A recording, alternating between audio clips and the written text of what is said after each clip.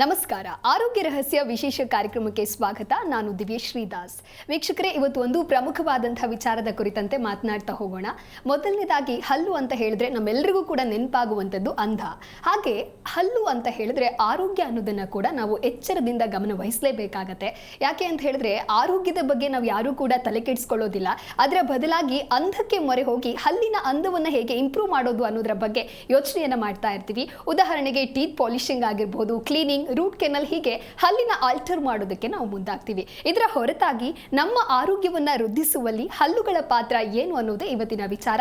ಈ ಕುರಿತಂತೆ ಮಾತನಾಡ್ತಾ ಹೋಗೋಣ. ಈ ಕುರಿತು ತಿಳಿಸಿಕೊಡಲು ಶ್ರೀ ಪುರುಷೋತ್ತಮ್ ದೇಶಿ ಗುರುಜಿ ಅವರು ನಮ್ಮ ಕಾರ್ಯಕ್ರಮದಲ್ಲಿದ್ದಾರೆ. ಬನ್ನಿ ಅವರನ್ನ ಕಾರ್ಯಕ್ರಮಕ್ಕೆ ವೆಲ್ಕಮ್ ಮಾಡೋಣ.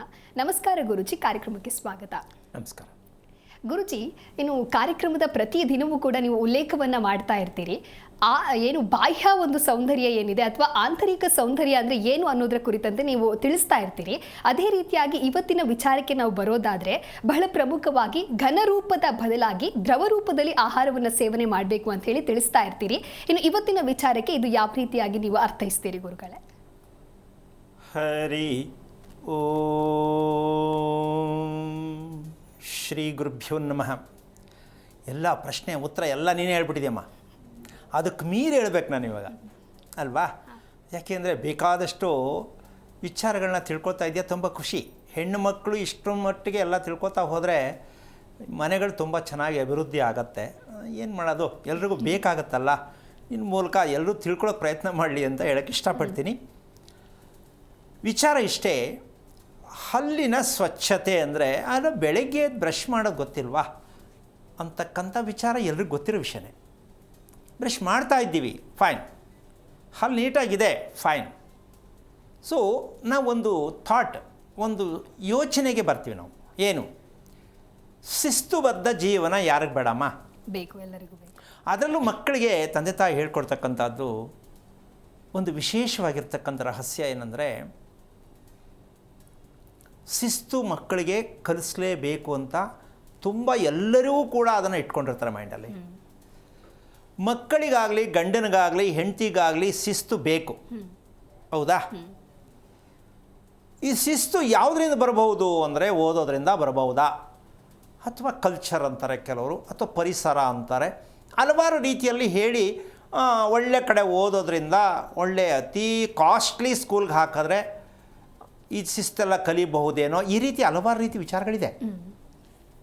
ಆದರೆ ಇವತ್ತಿನ ವಿಷಯ ಏನಂತಂದರೆ, ಈ ಮಟ್ಟಕ್ಕೂ ನಾವು ತಪ್ಪು ಮಾಡ್ತಾ ಇದ್ದೀವಲ್ಲ ಅಂತಕ್ಕಂತಹ ಒಂದು ವಿಚಾರವನ್ನು ಮುಂದೆ ಇಡ್ತೀನಿ.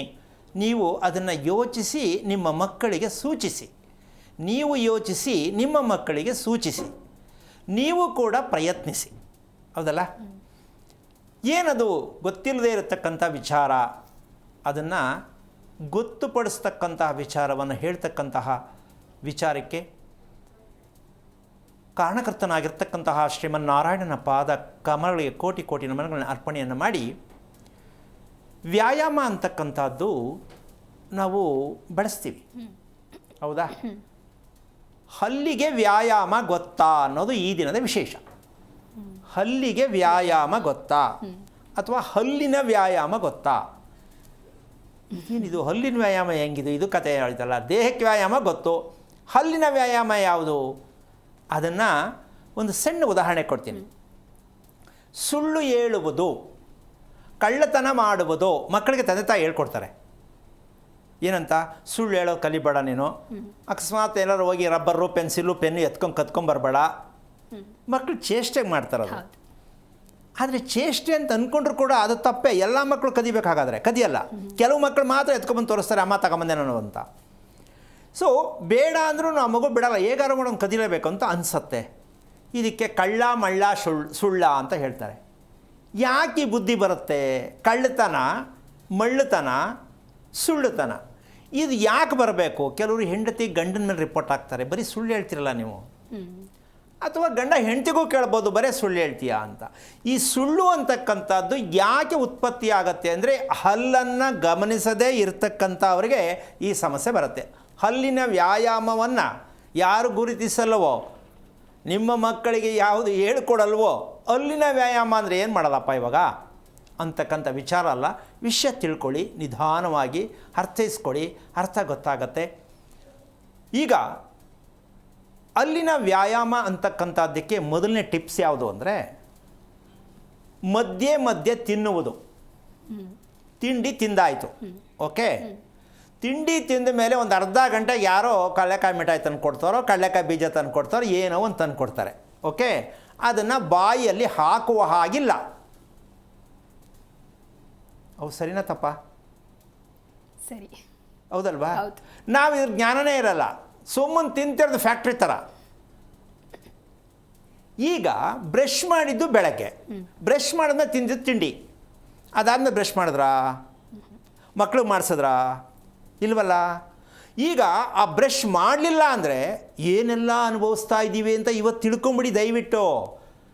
ಹಾಗಾದರೆ ನಾವು ಯಾವಾಗ ಆಹಾರವನ್ನು ಬಳಸ್ತೀವೋ, ತಿಂತೀವೋ, ನಂತರ ಬ್ರಷ್ ಮಾಡದೇ ಇರತಕ್ಕಂತಹ ವಿಚಾರ ನಮ್ಮ ದೇಹದಲ್ಲಿ ಉತ್ಪತ್ತಿಯಾಗುವಂಥ ವಿಷದ ಜ್ವಾಲೆ, ಆ ವಿಷ ಎಲ್ಲಿ ಶೇಖರಣೆ ಆಗತ್ತೆ, ಅದರಿಂದ ನಾವು ಯಾವ ಮಟ್ಟಕ್ಕೆ ಹೋಗ್ತೀವಿ ಅಂತಕ್ಕಂತಹ ಎರಡನೇ ದುರಭ್ಯಾಸಕ್ಕೆ ಬರ್ತೀವಿ. ಅದು ವರ್ಣನೆ ಹೇಳೋಣ. ಸಾಮಾನ್ಯವಾಗಿ ನಾವು ಕಾಫಿ ಕುಡಿಬೋದು, ಟೀ ಕುಡಿಬೋದು, ಮಧ್ಯದಲ್ಲಿ ಏನೋ ಒಂಚೂರು ತಿನ್ಬೋದು. ಇವಾಗ ಕಾರ್ಯಕ್ರಮ ಮಾಡ್ತಾ ಇದ್ದೀವಿ, ಏನೋ ತಂದು ಕೊಡ್ತಾರೆ, ತಿನ್ನೋಣ, ತಿನ್ಬಹುದು ಅಂತ ಅಂದ್ಕೊಳ್ಳೋಣ. ಈಗ ತಿಂತೀವಿ, ಕಾಫಿ ಕುಡಿತೀವಿ, ಟೀ ಕುಡಿತೀವಿ, ಬಾಯನ್ನು ನೀಟ್ ಮಾಡಬೇಕು ಅಂತ ನಮಗೆ ಪ್ರಜ್ಞೆ ಇರಲ್ಲ, ಹೌದಲ್ಲ? ಹೌದು. ಯಾಕೆ? ಬೆಳಿಗ್ಗೆ ಬ್ರಷ್ ಮಾಡಿದ್ದೀನಲ್ಲ, ರಾತ್ರಿ ಒಂದು ಸಲ ಮಾಡಿದ್ರೆ ಆಯಿತು. ಆದರೂ ರಾತ್ರಿಗೆಲ್ಲ ಮಾಡ್ತಾರೆ ಅಂತ ಹೇಳೋಕ್ಕಾಗಲ್ಲ, ಮಾಡ್ತಾರೇನೋ ಅಂತ ಅಂದ್ಕೊಳ್ಳೋಣ. ಯಾಕೆ ಅದನ್ನು ಬ್ರಷ್ ಮಾಡಬೇಕು ಪ್ರತಿ ಸಲ ಆಹಾರ? ಅದಕ್ಕೋಸ್ಕರವಾಗಿ 3 ಸಲ ನಾವು ಆಹಾರ ಸೇವನೆ ಮಾಡ್ತಕ್ಕಂಥದ್ದು. ಈ 3 ಸಲ ಬ್ರಷ್ ಮಾಡ್ತಕ್ಕಂಥ ಅಭ್ಯಾಸ ತುಂಬ ಚೆನ್ನಾಗಿ ನಾವು ಅರ್ಥ ಮಾಡ್ಕೋಬೇಕು. ಈ ಬ್ರಷ್ ಮಾಡದೇ ಇದ್ದಾಗ ನಮ್ಮ ದೇಹಕ್ಕೆ ಎಷ್ಟು ವಿಷ ಹೋಗುತ್ತೆ ನಮ್ಮ ಬಾಯಿಂದ, ಇದನ್ನು ನಾವು ತಿಳ್ಕೊಳ್ಳೋದಕ್ಕೆ ಈ ಪ್ರಯತ್ನದಲ್ಲಿ ಇವತ್ತು ಪ್ರತಿಯೊಬ್ಬರು ಅರ್ಥ ಮಾಡ್ಕೊಳ್ಳಿ. ಚೆನ್ನಾಗಿರಬೇಕು, ಶಿಸ್ತುಬದ್ಧವಾಗಿರಬೇಕು, ಸುಳ್ಳು ಹೇಳಬಾರ್ದು, ಸತ್ಯವನ್ನೇ ಹೇಳಬೇಕು ಹೇಳ್ತಕ್ಕಂತಹ ಒಂದು ಶಿಕ್ಷಣ ವ್ಯವಸ್ಥೆಯಲ್ಲಿ ಈ ಶಿಕ್ಷಣವನ್ನು ಯಾರು ಹೇಳ್ತಾರೆ, ಯಾರು ಹೇಳ್ತಾ ಇದ್ದಾರೆ, ಇದನ್ನು ನೀವು ಗುರುತಿಸೋದೇ ಆದರೆ, ಇವತ್ತಿನ ಕಾರ್ಯಕ್ರಮದಲ್ಲಿ ನೀವು ಇದನ್ನು ಪ್ರಯತ್ನ ಮಾಡೋದೇ ಆದರೆ, ಇದರ ಸತ್ಯಾಂಶ ನಿಜಕ್ಕೂ ನಿಮಗೆ ಅರ್ಥಗರ್ಭಿತವಾಗಿ ನೀವು ಪ್ರಯತ್ನ ಮಾಡಿ, ನಿಮಗೆ ಸಿಕ್ಕತ್ತೆ.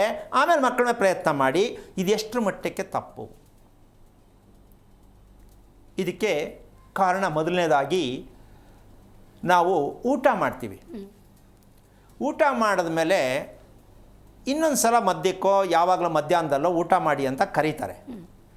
ನನಗೆ ಯಾಕೋ ಹರಗಿಲ್ಲ, ಹೊಟ್ಟೆ ಸ್ವಲ್ಪ ಸರಿ ಇಲ್ಲ, ಊಟ ಮಾಡಲ್ಲ ಅಂದರೆ ಎಲ್ಲಿ ಅರಗತ್ತೆ ಅಂತ ಹೇಳ್ತಾರೆ ಅವರು? ಊಟ ಹೊಟ್ಟೆಯಲ್ಲಿ ಅರಗತ್ತೆ ಅಥವಾ ಅರಗಿಲ್ಲ ಇತ್ತಾನೆ ಹೇಳ್ತೀವಮ್ಮ. ಇದು ಕರೆಕ್ಟಾಗಿ ಹೇಳ್ತಾರ ಮಾತು?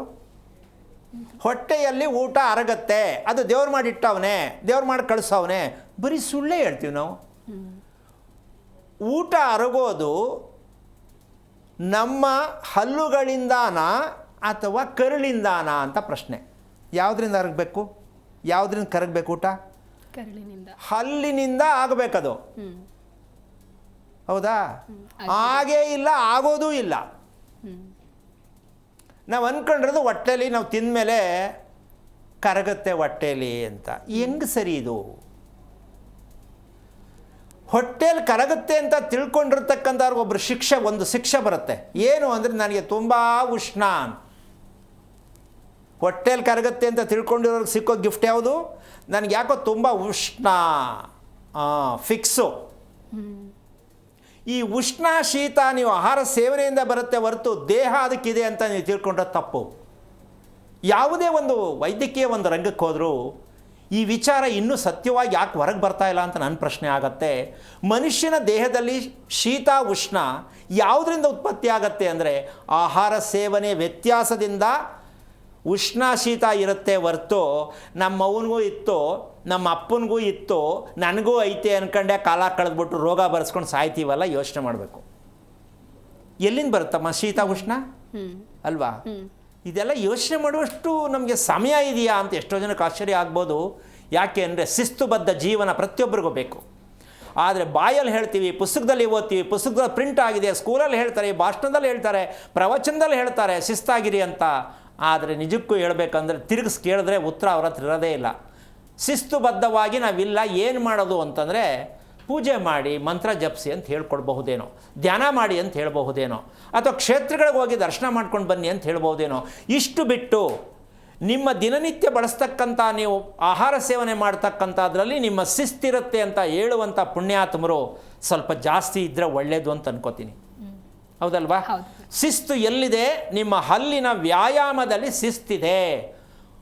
ಗಾಬರಿ ಆಗಬೇಡಿ. ಕಾರ್ಯಕ್ರಮ ಕೊನೆಯವರೆಗೂ ಕೂಡ ಹಂತ ಹಂತವಾಗಿ ಹೇಳ್ತಾ ಹೋಗ್ತೀನಿ, ಗಮನಿಸ್ಕೊಳ್ಳಿ. ಅದಕ್ಕೋಸ್ಕರವಾಗಿ ವಿಚಾರ ಏನು ಅಂತಂದರೆ, ಗಬ ಗಬ ಗಬ ಅಂತ ತಿಂತಾರಲ್ಲಮ್ಮ, ಹೊಟ್ಟೆ ತುಂಬ ತಟ್ಟೆ ತುಂಬ, ಹೊಟ್ಟೆ ತುಂಬ ತಟ್ಟೆ ತುಂಬ. ಇದು ಯಾರು ತಿಂತಾರೆ ನೋಡ್ರಿ, ಅವ್ರಿಗೆಲ್ಲ ಬರೋದೆಲ್ಲ ಬರೀ ಇದೇನೆ, ಸುಳ್ಳು, ಮೋಸ, ಬರೀ ಟಿಕ್ಕಿ ಬಿಕ್ಕಿ ಹೇಳೋದು, ಇಲ್ಲದನ್ನು ಸೃಷ್ಟಿ ಮಾಡೋದು, ಈ ಥರ. ಅಲ್ಲೇನೋ ಆಗಲಿಲ್ಲ ಅಂದರೆ ಏನೋ ಆಗ್ತಾಯಿದೆ ಅಂತ ಹೇಳೋದು. ಇದೆಲ್ಲ ಮನಸ್ಸಿನಲ್ಲಿ, ದೇಹದಲ್ಲಿ ಅಥವಾ ಮನಸ್ಸಲ್ಲಿ ಪ್ರಚೋದನೆ ಆಗ್ತಾ ಇರುತ್ತೆ. ತಟ್ಟೆ ತುಂಬ ಹೊಟ್ಟೆ ತುಂಬ ತಿನ್ನೋದು ತಪ್ಪು, ಅಪರಾಧ, ಶಿಕ್ಷೆ, ಪಾಪ ಎಲ್ಲ ಇಲ್ಲೇ ಇರೋದು. ಯಾವುದೋ ಜನ್ಮದ ಪಾಪ ಅಂತೇಳಿ ಚೆನ್ನಾಗಿ ತಿನ್ಬಿಟ್ಟು ದಿಂಬೆಳ್ಕೊಂಡು ಮಲ್ಕೊಂಬಿಟ್ರೆ ಯಾವುದೋ ಜನ್ಮದ ಪಾಪ ಅಂತ ಶಾಸ್ತ್ರ ಕೇಳಕ್ಕೆ ಹೋದ್ರೆ ಯಾರು ತಪ್ಪು? ಯಾಕೆಂದರೆ ಶಾಸ್ತ್ರ ಹೇಳೋರು ದಿಂಬಾಕಂಡೆ ಮಲ್ಕೊಂಡಿರ್ತಾರೆ, ಯಾರು ಇಲ್ವಲ್ಲ ಅಂತ. ಇವ್ರು ಹೋದ್ಮೇಲೆ ಅವ್ರು ಎದ್ದು ಕೂತ್ಕೋತಾರೆ. ಅಲ್ಲೂ ಪರೀಕ್ಷೆ ಹಿಂಗೆ ನಡೆಯೋದು. ಏಕೆಂದರೆ ಅವ್ರಿಗೂ ಗೊತ್ತಿಲ್ಲ ನಾವು ಮಲ್ಕೊಂಡ್ರೆ ದಿಂಬ ಹಾಕ್ಕೊಂಡು ನಮ್ಮ ದೇಹ ಹಾಳಾಗತ್ತೆ ಅಂತ. ಇದಕ್ಕೆಲ್ಲ ಬೇಕಾದಷ್ಟು ಮಾಧ್ಯಮದಲ್ಲಿ ನೋಡ್ತಾ ಇರ್ತೀರ, ಹೇಳೋರ ಕಥೆಗಳು ನೋಡ್ತಾ ಇದ್ದರೆ ದೇಹಗಳನ್ನು ಯಾವ್ಯಾವ ರೀತಿ ಇರುತ್ತೆ ಅಂತ ನೀವೇ ವೀಕ್ಷಣೆ ಮಾಡ್ಕೊಳ್ಳಿ. ಅಲ್ಲೇ ನಿಮಗೆ ಗೊತ್ತಾಗುತ್ತೆ ಬಾಯಲ್ಲಿ ಹೇಳೋದಕ್ಕೂ ನಮ್ಮ ದೇಹವನ್ನು ಇಟ್ಕೊಳ್ಳೋದಕ್ಕೂ ತುಂಬ ಅಜಗಜಾಂತರ ವ್ಯತ್ಯಾಸ ಇರುತ್ತೆ. ಅದನ್ನು ಫಸ್ಟು ನಾವು ಗುರುತಿಸ್ಬೇಕು. ಯಾವ ವ್ಯಕ್ತಿ ಯಾವುದನ್ನು ಹೇಳ್ತಾರೆ ಅದರ ಹಿಂದೆ ಏನಿದೆ ಅಂತಕ್ಕಂಥ ಸತ್ಯ ತಿಳ್ಕೊಂಡಾಗ ಎಲ್ಲರಿಗೂ ಆಶ್ಚರ್ಯಕವಾದ ಒಂದು ಸಂಗತಿ ಸಿಗುತ್ತೆ. ಈಗ ಮುಂದೆ ಕಾಲರ್ ಇದ್ದಾರೆ ಗುರುಜಿ, ಮಾತನಾಡೋಣ. ಬೇಲೂರಿಂದ ಸುಗುಣ ಅಂತ ಹೇಳಿ ಕರೆ ಮಾಡಿದ್ದಾರೆ. ನಮಸ್ಕಾರ ಸುಗುಣ. ನಮಸ್ತೆ. ಯಾರ ಬಗ್ಗೆ ಕೇಳಬೇಕಾಗಿತ್ತು ತಿಳಿಸಿ. ಮಗನ ಬಗ್ಗೆ ಕೇಳಬೇಕಿತ್ತು ಮೇಡಮ್. ಮಗನ ನಕ್ಷತ್ರ ಹೇಳಿ. ದೊಡ್ಡ ಮಗನ ವಾಯ್ಸ್ ಕ್ಲಿಯರ್ ಆಗಿ ಕೇಳಿಸ್ತಾ ಇಲ್ಲ. ಯಶವಂತ ಅಂತ. ಓಕೆ, ಗುರುಗಳಿದ್ದಾರೆ ಮಾತು. ಯಶವಂತ, ಜ್ಯೇಷ್ಠ ನಕ್ಷತ್ರ, ವೃಷಭ ರಾಶಿ. ನಮಸ್ತೆ ಗುರುಜಿ. ನಾರಾಯಣ. ಎಷ್ಟು ವಯಸ್ಸು ಮಗನಿಗೆ? ಅವನಿಗೆ 29 ತುಂಬಿದೆ ಗುರುಜಿ. ಏಪ್ರಿಲ್ ಬಂದ್ರೆ 29 ತುಂಬುತ್ತೆ. ಓಕೆ, ಏನು ಮಾಡ್ತಿದ್ದಾನೆ ಅವನು? ಈಗ ಸೆಕೆಂಡ್ ಇಯರ್ ಆಗಿದೆ. ಅವನು ಮತ್ತೆ ಮುಂದೆ ಓದ್ಲಿಲ್ಲ. ಈಗ ದಿನಸಿ ವ್ಯಾಪಾರ ಮಾಡ್ತಾ ಇದ್ದಾರೆ ಗುರುಜಿ ಅಕ್ಕನ ಜೊತೆನೆ. ಈಗ ಏನು ಬೇಕಿದೆ? ಏನಕ್ಕೆ ಅಂತ ಮಾಡಿದ್ರಿ, ಕರೆ ಮಾಡಿದ್ರಿ? ನನಗೆ ಅದೇ ಜ್ಯೇಷ್ಠ ನಕ್ಷತ್ರ ಮದ್ವೆ ಮಾಡಂಗಿಲ್ಲ, ಮನೆ ಕಟ್ಟಂಗಿಲ್ಲ ಅಂತ ಅಂತಿರಲ್ಲ ಗುರುಜಿ, ಅದಕ್ಕೋಸ್ಕರ ಕೇಳೋಣ ಅಂತ ಗುರುಜಿ. Super super answer, super question. ಕೇಳಿಸ್ಕೊಳ್ಳಿ. ನಿಮಗೆ ಅದು ಗಾಬರಿ ಆಯ್ತಾ? ಇದರಲ್ಲಿ ಏನೋ ಒಂದಿದೆ ಅಂತ ಅನ್ನಿಸ್ತಾ?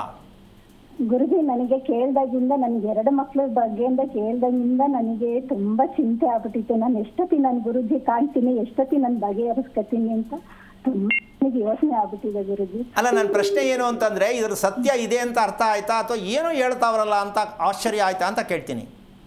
ಇಲ್ಲ ಗುರುಜಿ, ಇದರಲ್ಲಿ ನಿಮ್ಮ ಮಾತಲ್ಲಿ ನನಗೆ ಸತ್ಯ ಇದೆ ಗುರುಜಿ. ಇದನ್ನ ನಾನು ಪಾಲಿಸ್ತಾ ಇದ್ದೀನಿ ಗುರುಜಿ. ಗೊತ್ತಾಗಿದೆ ಏನಾದರೂ ಸ್ವಲ್ಪ? ಗೊತ್ತಾಗಿದೆ ಗುರುಜಿ. ನಾವು ಲೇಟಾಗಿ ಊಟ ಮಾಡ್ತಾ ಇದ್ದು, ಲೇಟಾಗಿ ತಿಂತಾ ಇದ್ದು. ಇವಾಗ ನಿಮ್ಮನ್ನ ನೋಡ್ದಾಗಿಂದ ಬೇಗ ಎದ್ದೇಳ್ತಾ ಇದ್ದೀನಿ, ಬೇಗ ಊಟ ತಿಂಡಿ ತಿಂತಾ ಇದ್ದೀವಿ, ಸ್ನಾನ ಬೇಗ ಮಾಡ್ತಾ ಇದ್ದೀವಿ ಗುರುಜಿ. ಮಕ್ಳಿಗೂ ತಿಳಿಸ್ತಾ ಇದ್ದೀನಿ. ಈ ತರ ಗುರುಜಿ ಹೇಳ್ಕೊಡ್ತಾ ಇದ್ದಾರೆ ನಮಗೆ. ಯಾರು ನಾವು ದುಡ್ಡು ಕೊಟ್ಟು ನಾವು ಕೇಳಿದ್ರು ಹೇಳ್ಕೊಡ್ತಾ ಇಲ್ಲ ನಮಗೆ. ದುಡ್ಡು ಕೊಡ್ತೀವಿ, ಸುಮ್ಮನೆ ಅವ್ರು ಹೇಳಿದ್ದು ಪೂಜೆ ಮಾಡಿ, ಆಶ್ಲೇಷ ಪೂಜೆ ಮಾಡಿ, ಸತ್ಯನಾರಾಯಣ ಸ್ವಾಮಿ ಪೂಜೆಗೆ ಹೋಗಿ ಅಂತ ಹೇಳ್ತಾರೆ ಹುಣ್ಣಿಮೆ ದಿನ. ಅದನ್ನೆಲ್ಲ ಪೂಜೆ ಮಾಡಿಸ್ತೇವೆ ಗುರುಜಿ. ಆದ್ರೆ ನೀವು ಆ ತರ ಹೇಳ್ತಾ ಇಲ್ಲ. ಅವ್ರು ಹೇಳಿದ್ಕೊ ನೀವು ಹೇಳಿದ್ಕೊ ನಂಗೆ ಭಾರಿ ಡಿಫ್ರೆನ್ಸ್ ಕಾಣ್ತಾ ಇದೆ ಗುರುಜಿ. ಹಂಗಾಗಿ ನೀವು ಹೇಳಿದ್ನ ಪಾಲಿಸ್ತಾ ಇದ್ದೀನಿ ಗುರುಜಿ ನಾನು. ಓಕೆ, ಈಗ ವಿಷಯಕ್ಕೆ ಬರೋಣ. ನಿಮ್ಮ ಮಗನ ವಿಚಾರದಲ್ಲಿ ನಿಮಗೆ ಯಾವುದು ಮೈನಸ್ಸು ಯಾವುದು ಪ್ಲಸ್ ಅನ್ಸುತ್ತೆ? ನಿಮ್ಮ ಮಗನ ವಿಚಾರದಲ್ಲಿ ಯಾವುದು ಮೈನಸ್ಸು ಯಾವುದು ಪ್ಲಸ್ಸು? ಸ್ವಲ್ಪ ಅವಾಗ ಮೈನಸ್ ಇತ್ತು ಗುರುಜಿ, ಇವಾಗ ಪ್ಲಸ್ ಕಾಣ್ತಾ ಇದೆ ನನಗೆ. ನಿಮ್ಮ ಮಾತು ಕೇಳ್ದಾಗಿಂದ ಗುರುಜಿ ಈ ತರ ಹೇಳ್ತಾ ಇದ್ದಾರೆ, ಬೇಗ ಎದಳಿ, ಬೇಗ ತಿಂಡಿ ತಿನ್ನಿ, ಬೇಗ ಹೊರಡಿ, ಬೇಗ ಬನ್ನಿ ಮನೆಗೆ. ನಿಮಗೆ ಬೈಯಲ್ವಾ ಅವರು? ಏನಿದೆಲ್ಲ ಹೇಳ್ತೀಯ ಕಂಡೀಷನ್ ಅಂತ, ಏನು ಬೈಯಲ್ವಾ ಗುರುಜಿ? ಅವನಿಗೆ ಸ್ವಲ್ಪ ಈಗ ನಂಬಿಕೆ ಬರ್ತಾ ಇದೆ ಗುರುಜಿ. ನೋಡಿ, ಈಗ ಅವನು ಬುಧವಾರ ಇರ್ತಾನೆ, ಅದಕ್ಕೆ ಬುಧವಾರದ ದಿನ ತೋರಿಸ್ತೀನಿ. ಈ ಗುರುಜಿ ಹೇಳ್ತಾ ಇದ್ದಾರೆ ನಮಗೆ, ನೋಡಿ ಹೇಳೋದೆಲ್ಲ ನಮ್ಮ ಮನೇಲಿ ಆಗೋದೆಲ್ಲ ಸತ್ಯ, ಇದೆಲ್ಲ ಆಗ್ತಾ ಇರೋದೆಲ್ಲ ನಮಗೆ ನೋಡು, ನಾವು ಅವ್ರು ಹೇಳಿದ್ ನಾವು ಪಾಲಿಸ್ತಾ ಇದ್ದೀನಿ. ಆದ್ರೆ ನನಗೆ ನಂಬಿಕೆ ಬರ್ತಾ ಇದೆ ಅಂತ ಹೇಳ್ತಾ ಇದ್ದೀನಿ. ಅದಕ್ಕೆ ಅವನು ಹೇಳ್ತಾ ಇದ್ದಾನೆ ಗುರುಜಿ, ಹಂಗಾರೆ ಗುರುಜಿ ಹತ್ರಕ್ಕೆ ನಾವೊಂದ್ಸರಿ ಹೋಗ್ ಬರೋಣ ಕಣಮ್ಮ ಅಂತ ಹೇಳ್ತಾ ಇದ್ದಾನೆ ಗುರುಜಿ. ನಂಬಿದ್ದಾನೆ ಅವನು. ಓಕೆ ಆಯಿತು. ಒಂದು ವಿಷಯ ಇದಾನ ಅಲ್ಲಿ ನಿಮ್ಮ ಮಗ ಇದಾನ? ಇಲ್ಲ ಗುರುಜಿ, ಅವರಿಬ್ರು ಹೊರಗಡೆ ಹೋಗಿದ್ದಾರೆ. ಓಕೆ, ಈಗ ನೀವು ವಾಸ ಮಾಡೋ ಮನೆ ಎಷ್ಟು ವರ್ಷದ್ದು? ನಾವು ವಾಸ ಮಾಡ್ತೀನಿ ಈಗ ಒಂದು ಅಜ್ಜಿದು ಕಾಲದ್ದು ಗುರುಜಿ. ಇದು ನಮ್ಮ ತಂದೆ ಹುಟ್ಟಿ ಅವರು ನಮ್ಮ ತಂದೆ ತಾಯಿ ಹುಟ್ಟಿ ಅವರು ಮದುವೆ ಆಗಿ ಮನೆಗೆ ಬಿಟ್ಟು ಹೋಗಿದ್ದಾರೆ. ಮತ್ತೆ ನನಗೆ ಈ ಮನೆಗೇನೆ ಮಗಳಿಗೆ ತಂದ್ಕೊಂಡಿದ್ದಾರೆ ಗುರುಜಿ. ಆ ಮನೆಯಲ್ಲೇ ಈಗ ವಾಸ ಮಾಡ್ತಾ ಇದ್ದೀವಿ ಗುರುಜಿ ನಾವು. ಎಷ್ಟು ವರ್ಷದಿಂದ ಇದ್ದೀರಾ ಮನೆಯಲ್ಲಿ? ಇದು ಒಂದು 80 ವರ್ಷದ್ದು ಮನೆ ಗುರುಜಿ ಇದು. ಓಕೆ, ಯಾವ ದಿಕ್ಕಿನ ಬಾಗಿಲು, ರಸ್ತೆ ಯಾವುದು? ಇದು ಪೂರ್ವ ದಿಕ್ಕುದು ಬಾಗ್ಲು ಗುರುಜಿ. ರಸ್ತೆನೂ ಪೂರ್ವಕ್ಕೆ ಇದೆ, ಮತ್ತೆ ಪಶ್ಚಿಮ ಉತ್ತರಕ್ಕೆ ಮನೆ ಇದೆ ಗುರುಜಿ, ಬೇರೆಯವ್ರದ್ದು ಗೋಡೆ ಇದೆ. ಅಂದ್ರೆ ಜಾಯಿಂಟ್ ಇದೆಯಾ ಉತ್ತರಕ್ಕೆ? ಅಂದ್ರೆ ಜೈಂಟ್ ಗೋಡೆ ಇದೆ ಗುರುಜಿ. ಓಕೆ, ದಕ್ಷಿಣಕ್ಕೆ? ಪಕ್ಕನೂ ಜೈಂಟ್ ಗುರುಜಿ. ದಕ್ಷಿಣಕ್ಕೆ ಏನಿದೆ? ದಕ್ಷಿಣಕ್ಕೆ ಅದೇ ಮನೆ ಜೈಂಟಿ ಮನೆ ಇದೆ, ಚಿಕ್ಕಪ್ಪ. ಈ ಕಡೆನೂ ಚಿಕ್ಕಪ್ಪ ಇದ್ದಾರೆ, ಈ ಕಡೆನೂ ಚಿಕ್ಕಪ್ಪ ಇದ್ದಾರೆ ಗುರುಜಿ. ಓಕೆ, ಈಗ ನಿಮಗೆ ಈ ನಕ್ಷತ್ರದಲ್ಲಿ ಹುಟ್ಟಿದ್ದಕ್ಕೆ ಮನೆ ಕಟ್ಟಬಾರ್ದು, ಮದುವೆ ಮಾಡಬಾರ್ದು ಅಂತ ವಿಷಯ ತಿಳ್ಕೊಳಕ್ಕೆ ಕರೆ ಮಾಡಿದ್ರಾ? ಗುರುಜಿ, ಅಂದ್ರೆ ತಿಳ್ಕೊಳ ಕರೆ ಮಾಡ್ತೀವಿ. ಅಂದ್ರೆ ನಮ್ಮ ತಂದೆಯವರು ಅವರು ಸೈಟನ್ನು ಓಕೆ, ಕೇಳಿಸ್ಕೊಳ್ಳಿ. ನಿಮ್ಮ ಮಗನಿಗೆ ಬೇಜಾರು, ಕೋಪ ಎರಡರಲ್ಲಿ ಯಾವ್ದು ಜಾಸ್ತಿ? ಅವನು ಬೇಜಾರನ್ನು ಮಾಡ್ಕೊತಾನೆ, ಬೇಗನೂ ಸಿಟ್ಟು ಮಾಡ್ಕೊಂತಾನೆ ಗುರುಜಿ. ಓಕೆ, ಎರಡನೇ ವಿಷಯ, ಅವನು ಬಾತ್ರೂಮ್ಗೆ ಹೋಗ್ತಕ್ಕಂಥ ವಿಚಾರಕ್ಕೆ ಬಂದರೆ ಕರೆಕ್ಟ್ ಆಗಿದೆ ಅನ್ಸುತ್ತಾ ನಿಮ್ಮ ಪ್ರಕಾರ? ಹೋಗ್ತಾನೆ ಗುರುಜಿ, ಒಂದ್ 1/4 ಗಂಟೆ ಬರ್ತಾನೆ ಗುರುಜಿ. ಅವ್ನು ಬಾತ್ರೂಮಿಗೆ ಹೋಗಿ ಕೂತ್ಕೊಂಡ್ರೆ 1/4 ಗಂಟೆ ಆಗುತ್ತೆ. ಕೇಳಲ್ವಾ ನೀವು ಯಾಕೆ ಲೇಟು ಅಂತ? ಕೇಳ್ತೀನಿ ಗುರುಜಿ, ಕೇಳೋ ಹೊತ್ತಿಗೆ ನಾವು ಹೋಗ್ಬಾರ್ದಾ ಬಾತ್ರೂಮಿಗೆ? ಒಂದು ಸಣ್ಣ ಕ್ಲೂ ಕೊಡ್ತೀನಿ, ನಿಮ್ಮ ಮಗ ಬಂದ್ಮೇಲೆ ಒಂಚೂರು ಕೇಳ್ಕೊಳ್ಳಿ ಆಯ್ತಾ ಗುರುಜಿ. ಇಲ್ಲಿ ವಿಷಯ ಇವರು ಕೇಳಿಕೊಂಡು ಹೇಳೋದು, ಅಡ್ವೈಸ್ ಮಾಡೋದು, ಮಕ್ಕಳು ಸರಿ ಮಾಡೋದು ಫೈನ್. ಎಲ್ಲಿವರೆಗೂ ಹೇಳ್ತಾ ಇರ್ತಾರೆ, ಕೊನೆಗೊಂದಿನ ರಿವರ್ಸ್ ಆಗುತ್ತೆ. ಏನಮ್ಮ ನೀನು ಬಂಬಡಿ, ಅದು ಯಾರೋ ಕೂತ್ಕೊಂಡು ಏನೋ ಹೇಳ್ತಾರೆ ಟಿ ವಿಲಿ ಅಂತ ನನ್ನ ಯಾಕೆ ಸುಮ್ಮನೆ ಪ್ರಾಣ ತಿಂತೀಯ ಅಂತ ಯಾವತ್ತಾರು ಕೋಪ ಬಂದಾಗ ಅಮ್ಮ ಹೇಳಿದ್ರೆ ರಿವರ್ಸ್ ಆಗೋದು ಗ್ಯಾರಂಟಿ. ಹೌದಲ್ಲ? ಒಂದು ದಿನ ಹೇಳ್ಬೋದು, ಅಡ್ವೈಸ್ ಮಾಡ್ಬೋದು, 2 ದಿನ ಹೇಳ್ಬೋದು, ದಿನ ಅದೇ ಕತೆ ಹೇಳಿದ್ರೆ ನನಗೂ ಇವ್ರಿಗೂ ಸೇರಿಸಿ ಬೈತಾನ ಅವನು. ಹೌದಲ್ಲ? ಈ ರೀತಿಯಾದಿ ಇಲ್ಲಿ ವಿಚಾರ ತಿಳ್ಕೊಬೇಕಾಗಂತೆ. ಅಂದರೆ ಏನಪ್ಪ ಅಂದರೆ ಸಿಟ್ಟು ಮತ್ತು ಬೇಜಾರು ಎರಡೂ ಜಾಸ್ತಿ ಇದೆ ಅಂತ ಇವ್ರು ತಿಳ್ಕೊಂಡವ್ರೆ. ಈಗ ಮದುವೆ ಅಂತ ಆದರೆ ಸಿಟ್ಟನ್ನು ಹೆಂಡತಿ ಮೇಲೆ ತೋರಿಸಿದ್ರೆ ಎಷ್ಟು ಚೆನ್ನಾಗಿ ಇವನನ್ನು ಪ್ರೀತಿಸ್ಬೋದು. ಇದು ಬೇಕಲ್ಲ? ಅದಕ್ಕೆ ಜ್ಯೇಷ್ಠ ನಕ್ಷತ್ರದ ಮದುವೆ ಮಾಡಬೇಡಿ ಅಂತ ಹೇಳ್ತಕ್ಕಂಥದ್ದು ಏನಕ್ಕೆ ಅಂದರೆ ದಾಂಪತ್ಯದಲ್ಲಿ ಕ್ವಾಲಿಟಿ ಬರಲ್ಲ, ಕ್ವಾಲಿಟಿ ಇರಲ್ಲ, ಪ್ರೀತಿ ಅನ್ನೋದು ಗೊತ್ತೇ ಇರಲ್ಲ. ಈ ಮಾಂಸ ಕತ್ತರಿಸೋರು ಸಾಬ್ರು ಅಂತಾರಲ್ಲ, ಹಂಗಿರುತ್ತೆ ಮನಸ್ಥಿತಿ. ಏನಾಗ್ಬಿಡುತ್ತೆ ಏನೀಗ ಅನ್ನುವಂತಹ ಒಂದು ಮಂಡತನ ಪ್ರಾಪ್ತಿಯಾಗತ್ತೆ. ಈ ಮಂಡತನ ಹೆಣ್ಣು ಮಕ್ಕಳಿಗೆ ಎಲ್ಲಿಂದನೋ ಬಂದು ನನ್ನ ಗಂಡ ಸಿಗ್ತಾನೆ, ಒಳ್ಳೆ ರೀತಿ ಜೀವನ ಸಿಕ್ಕತ್ತೆ ಅಂತ ಮದುವೆ ಮಾಡ್ಕೊಂಡು ಮನೆಗೆ ಬಂದರೆ ರಫ್ ಆ್ಯಂಡ್ ಟಫಾಗಿ ನಡ್ಕೊಂಡ್ರೆ ಹೆಣ್ಣಿನ ಕತೆ ಏನಾಗಬೇಕು? ಅದಕ್ಕೆ ಮದುವೆ ಮಾಡೋದು ಕಷ್ಟ, ಮದುವೆ ಆದರೆ ಜೊತೆ ಉಳಿಯೋದು ಕಷ್ಟ. ಹಂಗಂತ ಮದುವೆ ಮಾಡಬೇಡ, ಮಾಡಿ ಕ್ಲೀನ್ ಮಾಡಿ ಅಂತ ಹೇಳ್ತಕ್ಕಂಥ ವಿಚಾರ ಅಷ್ಟೇ. ಯಾವುದೇ ನಕ್ಷತ್ರಗಳನ್ನು ಶುದ್ಧಿ ಮಾಡದೆ ಮದುವೆಗಳನ್ನು ಮಾಡಬೇಡಿ. ಅದನ್ನು ತಿಳ್ಕೊಬೇಕೇ ಹೊರತು ಈ ನಕ್ಷತ್ರ ಹುಟ್ಟಿದ್ರೆ ಸೈಟ್ ತಗೋಬಾರ್ದ, ಮನೆ ತಗೋಬಾರ್ದ. ನಾನು ಹೇಳ್ತಾ ಇರೋದು ಏನಂದರೆ ನಿಮಗೆ ಎಚ್ಚರಿಕೆ ಕೊಡ್ತಕ್ಕಂಥದ್ದು. ಮನೆ ಕಟ್ಟಲೇಬಾರ್ದು, ಮದುವೆ ಆಗಲೇಬಾರ್ದು ಅಂದರೆ ಬದುಕೋದು ಹೆಂಗೆ? ಎಲ್ಲವೂ ಬೇಕು, ಆದರೆ ನಿಮ್ಮ ವಾಹನವನ್ನು ಶುಚಿಯಾಗಿ ಇಟ್ಟುಕೊಳ್ಳಿ, ಪ್ರಯಾಣ ಸುರಕ್ಷಿತವಾಗಿರುತ್ತೆ. ಏನಮ್ಮ? ಹಾಗೆ ನಮ್ಮ ಜೀವನ, ನಮ್ಮ ದೇಹ ಕೂಡ ಒಂದು ಪ್ರಯಾಣ. ಆ ದೇಹವನ್ನು ಸುರಕ್ಷಿತವಾಗಿ ನಾವು ಇಟ್ಕೊಂಡ್ರೆ ಮದುವೆನೂ ಆಗ್ಬೋದು, ಮಕ್ಕಳು ಮಾಡ್ಕೋಬೋದು, ಮನೆಯೂ ಕಟ್ಬೋದು, ಎಲ್ಲವನ್ನೂ ಮಾಡ್ಬೋದು. ಈಗ ದೇಹವನ್ನು ಶುದ್ಧಿ ಮಾಡ್ಕೋಬೇಕು ಅಂತ ಪ್ರಪಂಚದ ಇತಿಹಾಸದಲ್ಲಿ ಹೇಳ್ತಾ ಇರ್ತಕ್ಕಂಥ ಕಾರ್ಯಕ್ರಮ ಇದೊಂದೇ. ದೇಹ ಶುದ್ಧಿ, ಮನಃಶುದ್ಧಿ. ಇವತ್ತು ಇದನ್ನು ಹೇಳ್ತಾ ಇದ್ದೀನಿ, ಹಲ್ಲಿನ ಶುದ್ಧೀಕರಣ ಮಾಡ್ತಕ್ಕಂಥದ್ದಕ್ಕೆ ಯಾವುದೇ ನಕ್ಷತ್ರಕ್ಕೂ ಏನು ಸಮಸ್ಯೆ ಆಗಲ್ಲ. ಆಗ ಎಲ್ಲ ನಕ್ಷತ್ರವು ನಿಮಗೆ ಸಮತೋಲನವಾಗಿ ಕರ್ಕೊಂಡೋಗುತ್ತೆ. ಇದು ಮಾಡದೇ ಇರೋ ಸೋಮಾರಿತನದವ್ರಿಗೆ ಚುಚ್ಚಿ ಹೇಳ್ತಾ ಇರ್ತೀನಿ ಜೋಪಾನ ಅಂತ.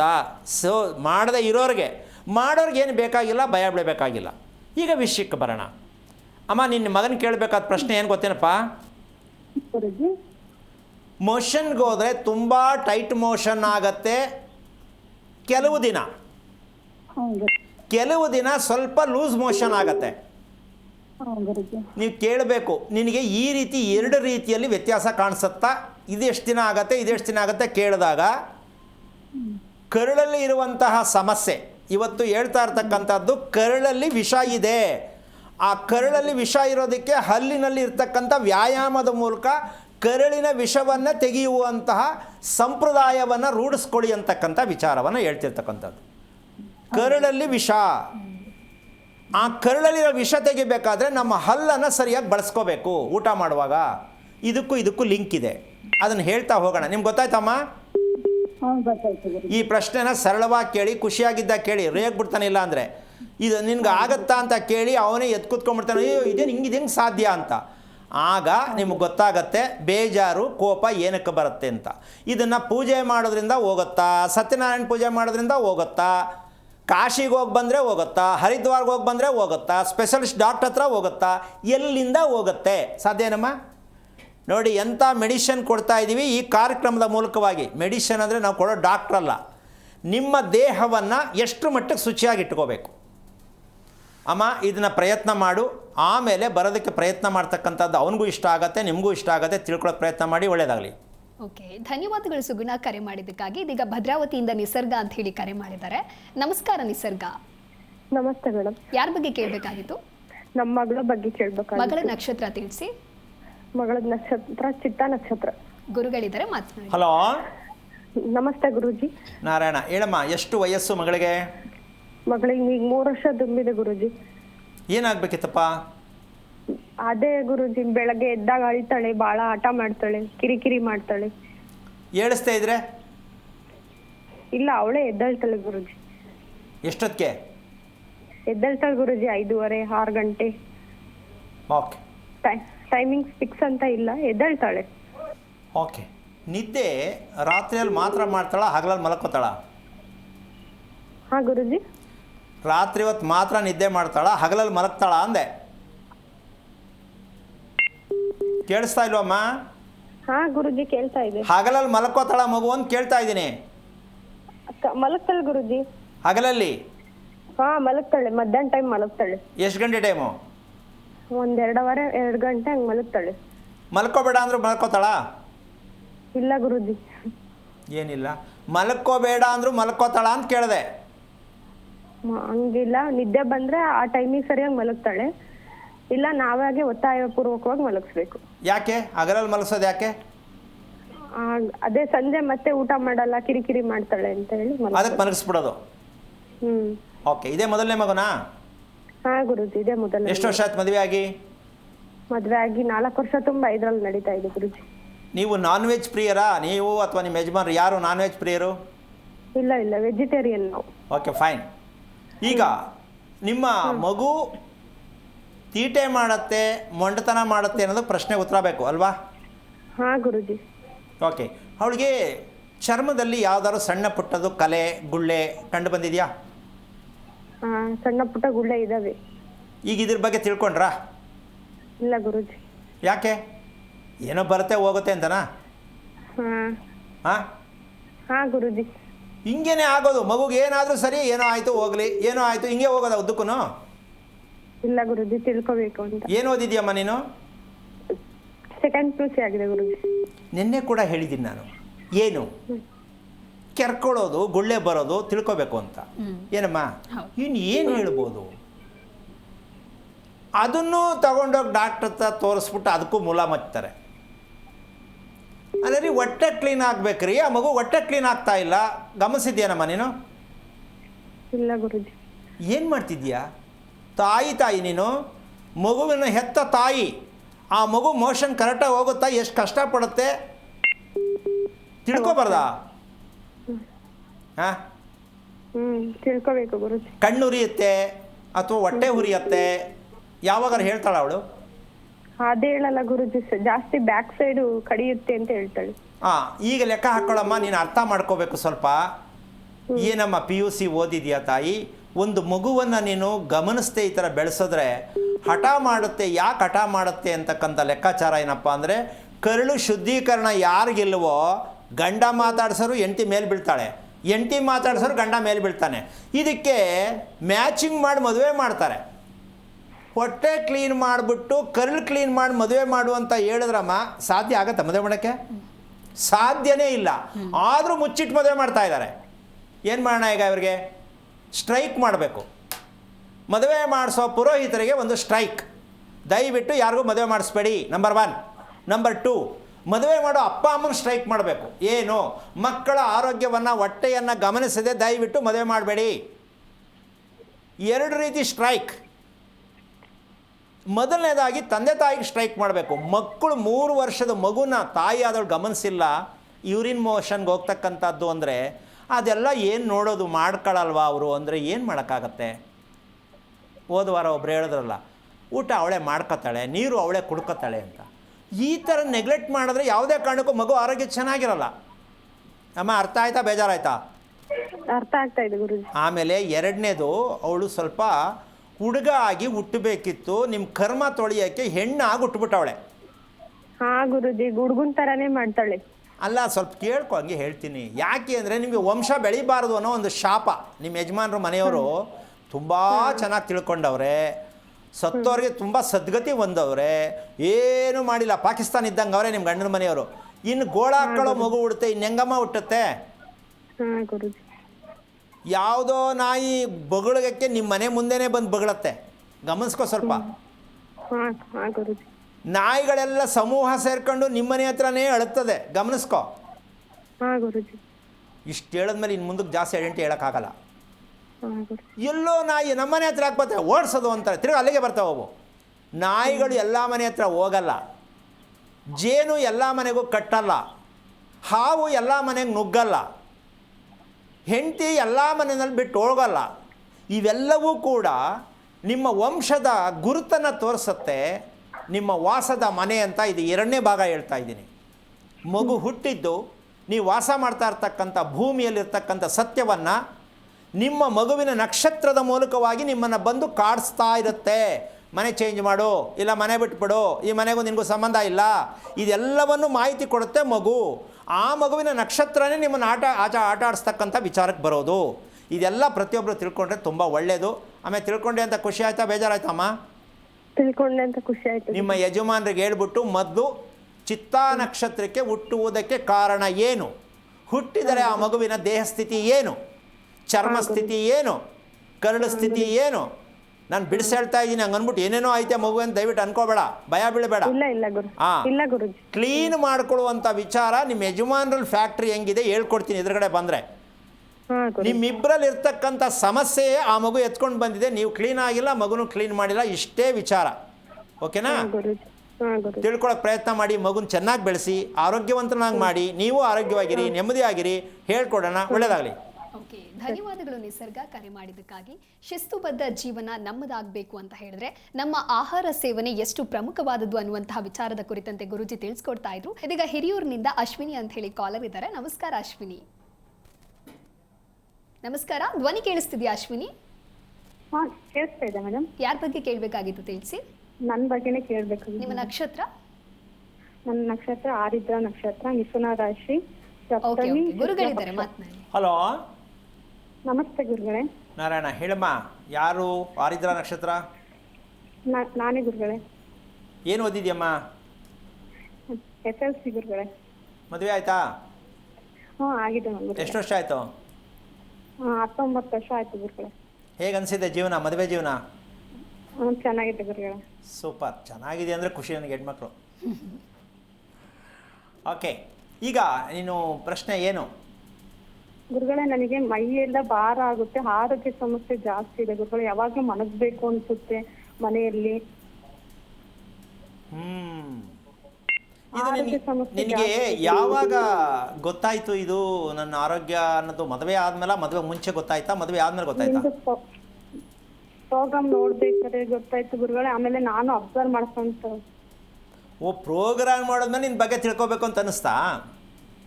ಗುರುಗಳೇ, ಮತ್ತೆಲ್ಲ ನಿಮ್ಮ ಥರ ಯಾರು ಹೇಳೋರಿಲ್ಲಲ್ಲ. ಅದನ್ನು ನಾನೇ ಕಾಯ್ತಾ ಇದ್ದೀನಿ, ಯಾರು ಪುಣ್ಯಾತ್ಮ ಹುಟ್ಟಿದಾನ ಅಂತ. ಏನು ಮಾಡೋದು ತಾಯಿ? ಓಕೆ, ನಿಮ್ಮ ಮನೆ ಎಷ್ಟು ವರ್ಷದ್ದು? ನಿಮ್ಮ ಥರ ಹುಟ್ಟಿಲ್ಲ. ನಿಮ್ಮ ಮನೆ ಎಷ್ಟು ವರ್ಷದ್ದು? ನಾರಾಯಣ ಸ್ವರೂಪನೇ ಹುಟ್ಟಿದಾರ ನೀವು ಗುರುಗಳೇ. ಓಕೆ, ನಿಮ್ಮ ಮನೆ ಎಷ್ಟು ವರ್ಷದಪ್ಪ? ಗುರುಗಳೇ, ಇದು 3 ವರ್ಷ ತುಂಬಿ 4ನೇ ವರ್ಷದಲ್ಲಿ ಆಗಿದೆ ಗುರುಗಳೇ. ಕಟ್ಸಿದ್ದಾ? ಹಾಂ, ಕಟ್ಸಿದ್ದು ಗುರುಗಳೇ. ಯಾರು ನಿಮ್ಮ ಯಜಮಾನ್ರ? ಯಾರು ಕಟ್ಸಿದ್ದು? ನಮ್ಮ ಮನೆಯವರೇ ಕಟ್ಸಿದ್ದು ಗುರುಗಳೇ. ಏನು ಮಾಡ್ತಾರೆ ನಿಮ್ಮ ಯಜಮಾನರು? ನಮ್ದು ಆಟೋಮೊಬೈಲ್ ಸಂಡೆ ಇದೆ ಗುರುಗಳೇ. ಓಕೆ. ನಿಮ್ಮ ತಂದೆ? ನಮ್ಮ ತಂದೆ ಭಟ್ರು, ಅಡಿಗೆ ಭಟ್ರು, ಬೆಂಗಳೂರಲ್ಲಿ ಅಡಿಗೆ ಭಟ್ರು ಗುರುಗಳೇ. ಓಕೆ. ಈಗಲೂ ಮಾಡ್ತಾ ಇದ್ದಾರಾ? ಇವಾಗಿಲ್ಲ ಗುರುಗಳೇ, ಮತ್ತು ರೆಸ್ಟು? ಮನೇಲಿದ್ದಾರೆ ಗುರುಗಳೇ. ಈ ಮಕ್ಕಳು ಹುಟ್ಟಿದ್ದು, ಮದುವೆ ಮಾಡೋದು, ಇದೆಲ್ಲ ಒಂದು ವಿಷಯ ಇದೆ ತಿಳ್ಕೊಬೇಕು ಅಂತ ನಿಮ್ಮ ಅಪ್ಪನಿಗೆ ಗೊತ್ತಿದೆಯಾ? ಇದೆಲ್ಲ ಏನಾದ್ರು ತಿಳ್ಕೊಳಕ್ಕೆ ಅಭ್ಯಾಸ ಇದೆಯಾ? ಇಲ್ಲ, ಗೊತ್ತಿಲ್ಲ ಗುರುಗಳೇ, ಗೊತ್ತಿಲ್ಲ. ಓಕೆ. ಈಗ ಒಂದು ವಿಷಯ ಕೇಳ್ತೀನಿ. ನಿಮ್ಮ ಮನೆ ಕೊನೆ ಪಕ್ಷ ಯಾವ ದಿಕ್ಕಿನ ಬಾಗಿಲು ರಸ್ತೆ? ಪೂರ್ವ ದಿಕ್ಕಿನ ಗುರುಗಳೇ. ರಸ್ತೆನೂ ಪೂರ್ವ ಇದೆ, ದಕ್ಷಿಣ ಕಡೆನೂ ಇದೆ. ದಕ್ಷಿಣಕ್ಕೂ ಬಾಗಿಲಿದೆಯಾ? ಇಲ್ಲ ಗುರುಗಳೇ, ಪೂರ್ವ ಕಡೆ ಅಷ್ಟೇ ಇರೋದು. ದಕ್ಷಿಣ ಜಾಗ ನಿಮ್ಮದೇ ಇದೆಯಾ? ಇಲ್ಲ, ರೋಡ್ ಇದೆ ಗುರುಗಳೇ. ಓಕೆ. ನೀವು ಬಳಸೋದು ಯಾವುದು? ಪೂರ್ವ ರಸ್ತೆನಾ? ಪೂರ್ವ. ಓಕೆ. ಈಗ ದಕ್ಷಿಣಕ್ಕೆ ರಸ್ತೆ ಎಷ್ಟು ಅಡಿ ಇದೆ ಅಂದಾಜಾಗಿ? ಗೊತ್ತಿಲ್ಲ ಗುರುಗಳೇ. ನಿಮ್ಮ ಮನೆ ಪೂರ್ವ ಪಶ್ಚಿಮ ಜಾಸ್ತಿ ಇದೆಯಾ, ಉತ್ತರ ದಕ್ಷಿಣ ಜಾಸ್ತಿ ಇದೆಯಾ, ಗಮನಿಸಿದೆಯಾ? ಪೂರ್ವ ಪಶ್ಚಿಮ ಜಾಸ್ತಿ ಇದೆ. ಉತ್ತರ ದಕ್ಷಿಣ ಕಡಿಮೆ ಇದೆ. ಹೌದು ಗುರುಗಳೇ.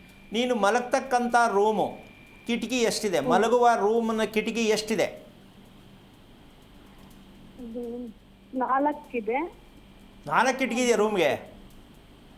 ಅಂದ್ರೆ ಒಂದೇ ಇದರಲ್ಲಿ 4 ಇದೆ ಗುರುಗಳೇ. ಓ, ಪಾರ್ಟ್ ಹೇಳ್ತಿದ್ಯಾ ನೀನು? 4 ಪಾರ್ಟ್ನ 4 ಕಿಟಕಿ ಅಂತ ಇದೆಯಾ? ಗುರುಗಳೇ. ಒಂದು ಕಿಟಕಿ ಅದು ಪಾರ್ಟ್ ಅಮ್ಮ, ಅದೆಲ್ಲ ಹೇಳ್ತಿರೋದು. ಒಂದು ದೊಡ್ಡ ಕಿಟಕಿ ಇದೆ. ಇದೆ ಗುರುಗಳೇ. ಯಾವ ದಿಕ್ಕದು? ದಕ್ಷಿಣಕ್ಕಾ? ದಕ್ಷಿಣಕ್ಕೆ ಇದೆ ಗುರುಗಳೇ. ಓಕೆ. ಮಂಚ ಹಾಕಿದ್ದೀರಾ? ಹಾಕಿದ್ದೀವಿ ಗುರುಗಳೇ. ಮಂಚ ಮಾಡಿಸಿದ್ದ ರೆಡಿಮೇಡಾ? ಇಲ್ಲ, ಮಾಡ್ಸಿರೋದೆ. ಅಂದ್ರೆ ಬಾಕ್ಸ್ ತರ ಬರುತ್ತಲ್ಲ, ಆ ತರ ಗುರುಗಳೇ. Okay okay okay. ಆ ಮಂಚದ ಕೆಳಗಡೆ ಅಂದರೆ ಅದ್ರ ಒಳಗಡೆ ಬಾಕ್ಸ್ ಥರ ಮಾಡಿಸಿದ್ದೀರಾ? ಬಾಕ್ಸ್ ತರ ಮಾಡಿ. ಅದರೊಳಗಡೆ ಏನೆಲ್ಲ ಇಟ್ಟಿದ್ದೀರಾ? ಬಟ್ಟೆಗಳು ಇಟ್ಟಿದ್ದೀವಿ. ಎಷ್ಟಮ್ಮ ಬೇಕು? ಮಲ್ಕೊಳ್ಳೋ ಮಂಚದಲ್ಲೂ ಗೊತ್ತಿಲ್ಲದೆ ಮಲ್ಕತ್ತಲ್ಲ, ಏನು ಹೇಳೋಣ ಹೇಳು ಮತ್ತೆ. ಹಾಂ, ಅಲ್ಲೂ ಜಾಗ ಖಾಲಿ ಇಲ್ಲ ಇವ್ರಿಗೆ. ಇನ್ನು ಮೈ ನೋವು ಬರದೆ ಏನಾಗತ್ತೆ? ಮಾಸ್ಟರ್ ಬೆಡ್ರೂಮ್ ಸೌತ್ ವೆಸ್ಟಲ್ಲಿದ್ದರೆ ವಾಸ್ತು ಕಮ್ಮಂಗಿಗಳು ಹೇಳ್ಬಿಟ್ರು. ಇವರು ಒಳಗಡೆ ತುಂಬೋದೆಲ್ಲ ಹೇಳಿಲ್ವಲ್ಲ, ಅದು ಹೇಳ್ತಾರಾ? ಅವ್ರಿಗೆ ಅದು ಗೊತ್ತಿಲ್ವಲ್ಲ. ಸೌತ್ ವೆಸ್ಟಲ್ಲಿ ಮಾಸ್ಟರ್ ಬೆಡ್ರೂಮ್ ಇದ್ದರೆ ವಾಸ್ತು ಅಂದರು. ಈಗ ಕೇಳಿ ಯಮ್ಮನ ಕತೆ. ಈಗ ಯಮ್ಮನ ಜೊತೆ ಮಾತಾಡಿದ್ರೆ 3/4 ಗಂಟೆ ಮಾತಾಡ್ಬೋದು. ಅನಾರೋಗ್ಯ ಕಾಡೋದಕ್ಕೆ ಮಲಗೋ ಬೆಡ್ರೂಮಲ್ಲಿ ಆಗ್ತಕ್ಕಂಥ ಸನ್ನಿವೇಶಗಳನ್ನು ಗಮನಿಸಿದ್ರೆ ಈ ವಾಸ್ತು ಅಂತ ಹೇಳೋರಿಗೆ ಕೇಳಬೇಕಾಗತ್ತೆ, ಏನಪ್ಪ ಅರ್ಥದಲ್ಲಿ ಹೇಳ್ತೀರಾ ಯಾವ ಶಾಸ್ತ್ರನ ಅಂತ ಕೇಳಬೇಕಾಗತ್ತೆ. ಎರಡನೇ ವಿಷಯ, ಅಮ್ಮ ನಿನಗೆ ಕಿವಿ, ಕಣ್ಣು, ಗಂಟ್ಲು ಮೂರಲ್ಲಿ ಯಾವ ಸಮಸ್ಯೆ ಕಾಣಿಸುತ್ತೆ? ಕಿವಿ ಪ್ರಾಬ್ಲಮ್ ಅನ್ಸುತ್ತೆ. ಕಿವಿ ಅಂದರೆ ಮುಚ್ಕೊಳ್ಳುತ್ತಾ? ನೋವು ಬರುತ್ತಾ? ಮುಚ್ಕಾಣುತ್ತೆ, ಒಂದೊಂದ್ಸರಿ ಕಿವಿನೇ ಕೇಳಲ್ಲ ಗುರುಗಳೇ. ಓಕೆ. ಕಡ್ಡಿ ಹಾಕೋ ಅಭ್ಯಾಸ ಇದೆಯಾ? ಇದೊಂಥರ ಚೇಷ್ಟೆ. ಎಷ್ಟು ವಿಚಿತ್ರವಾಗಿದೆ ಕಳಮ್ಮ. ಯಾಕೆ ಅಂದರೆ ಕಿವಿಗೂ ಮೆದುಳಿಗೂ ನಿಕಟವಾದ ಸಂಬಂಧ ಇದೆ. ಈಗ ಮೆದುಳಿಗೆ ಏರ್ ಪಾಸ್ ಆಗಬೇಕು ಅಂದರೆ ಕಣ್ಣು ಮತ್ತು ಕಿವಿ ತುಂಬ ಚೆನ್ನಾಗಿರಬೇಕು. ಮೆದುಳಿಗೆ ಏರ್ ಪಾಸ್ ಆಗೋದಕ್ಕೆ, ನಾವು ಉಸಿರಾಟ ಆಡ್ತೀವಲ್ಲ, ಅದು ಕರೆಕ್ಟಾಗಿ ಫ್ಲೋ ಅಲ್ಲಿ ಓಕೆ ಆಗೋದಕ್ಕೆ ಕಣ್ಣು ಮತ್ತು ಕಿವಿ ಯಾವುದಾದ್ರು ಒಂದು ಡ್ಯಾಮೇಜ್ ಆಗಿರುತ್ತೆ, ಯಾವ ಕಾರಣಕ್ಕೂ ಆರೋಗ್ಯ ಅನ್ನೋದು ಜೀವಮಾನದಲ್ಲಿ ಎಲ್ಲೋದ್ರೂ ರಿಪೇರಿ ಮಾಡೋಕ್ಕಾಗಲ್ಲ. ಎಲ್ಲೇ ಯಾವುದೇ ಮೆಡಿಷನ್ ಕೊಡಿ, ನೀವು ಯಾವುದೇ ದೇವಸ್ಥಾನಕ್ಕೆ ಹೋಗಿ ಹರಕೆ ಕಟ್ಟಿ, ಆಗೋದೇ ಇಲ್ಲ. ಯಾಕೆ ಅಂದರೆ ಮೆದುಳಿಗೆ ಏನು ಪಾಸ್ ಆಗಬೇಕು ಆಗಲೇ ಇಲ್ಲ ಅಂದರೆ ಮೆದುಳಲ್ಲಿ ನೆಮ್ಮದಿ ಇರಲ್ಲ, ಬೇಜಾರಾಗ್ತಾ ಇರುತ್ತೆ. ಬೇಜಾರಾದಾಗ ಏನಾಗುತ್ತೆ, ಏನೇ ಮಾಡೋಕ್ಕೆ ಏನೇನೋ ಮಾಡ್ತೀವಿ, ಎಲ್ಲೋ ಹೋಗೋಕ್ಕೆ ಎಲ್ಲೋ ಹೋಗ್ತೀವಿ. ಒಂಥರ ಏನಾದ್ರು ಆಗ್ಬಿಟ್ಟೈತೆ ನನಗೆ ಅಂತ ಅವ್ರಿಗೆ ಭಯ ಆಗ್ಬಿಡುತ್ತೆ. ಅಮ್ಮ ಅರ್ಥ ಆಗ್ತಾ ಇದೆ ಹೇಳ್ತಾ ಇರೋದು? ಆಗಿದೆ ಆ ಥರನೂ. ಆಮೇಲೆ ಮಲಕ್ಕೊಂಡ್ರೆ ಫ್ಯಾನ್ ಬೇಕೇ ಬೇಕಾ? ಫ್ಯಾನ್ ಇಲ್ಲದೆ ಮಲಗ್ತೀಯಾ? ನನಗೆ ಫ್ಯಾನ್ ಬೇಕಾಗಿರಲ್ಲ ಗುರುಗಳೇ. ನಮ್ಮ ಅದೇ ಮನೆಯವರು ಹುಡುಗರು ಹಾಕ್ಕೊಂತಾರೆ ಗುರುಗಳೇ. ಅವ್ರಿಗೆ ಫ್ಯಾನ್ ಬೇಕು, ನಿನಗೆ ಫ್ಯಾನ್ ಬೇಡ? ಬೇಡ. ಈ ಗಂಡ ಹೆಂಡತಿ ಹೆಂಗಪ್ಪ ಈಗ ಗಂಡಕೂಟ ಸೇರಿಸೋದು? ಗಂಡನಿಗೆ ಫ್ಯಾನ್ ಬೇಕು, ಹೆಂಡತಿಗೆ ಫ್ಯಾನ್ ಬೇಡ. ಈಗ ಇವರಿಬ್ಬರು ಮನಸ್ಥಿತಿ ಹೆಂಗಾಗುತ್ತೆ ಸ್ವಲ್ಪ ಯೋಚನೆ ಮಾಡಮ್ಮ.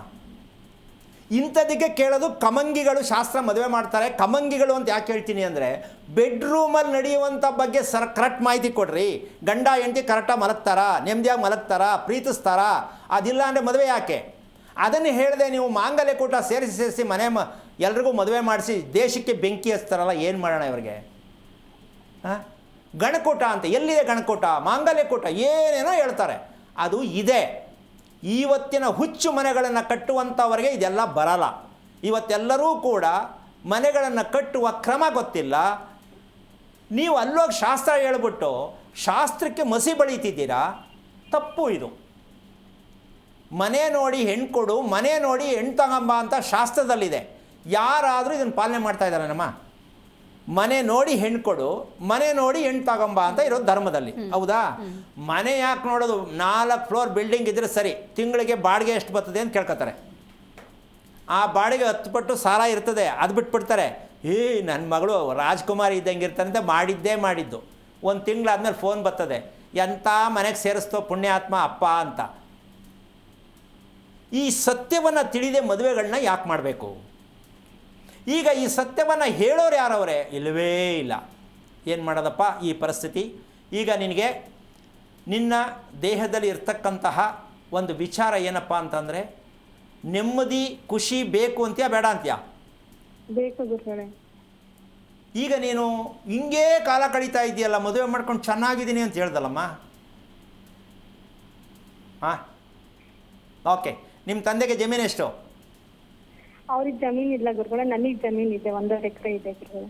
ಓಕೆ. ನಿಮ್ಮ ಯಜಮಾನ್ರಿಗೆ ಇದೆಲ್ಲ ನಂಬಿಕೆ ಇದೆಯಾ? ಅವ್ರದ್ದು ಜಮೀನ್ ಇದೆ, ಕೋರ್ಟಲ್ಲಿ ನಡೀತಾ ಇದೆ, ಅದು ಆಗಿಲ್ಲ ಗುರುಗಳೇ. ಅಲ್ಲಿ ಸತ್ತರೋರ್ನ ಯಾರನ್ನ ಹಾಕವ್ರೆ? ಯಾರು ಇಲ್ಲ ಗುರುಗಳೇ, ಹಾಕಿಲ್ಲ. ಓಕೆ.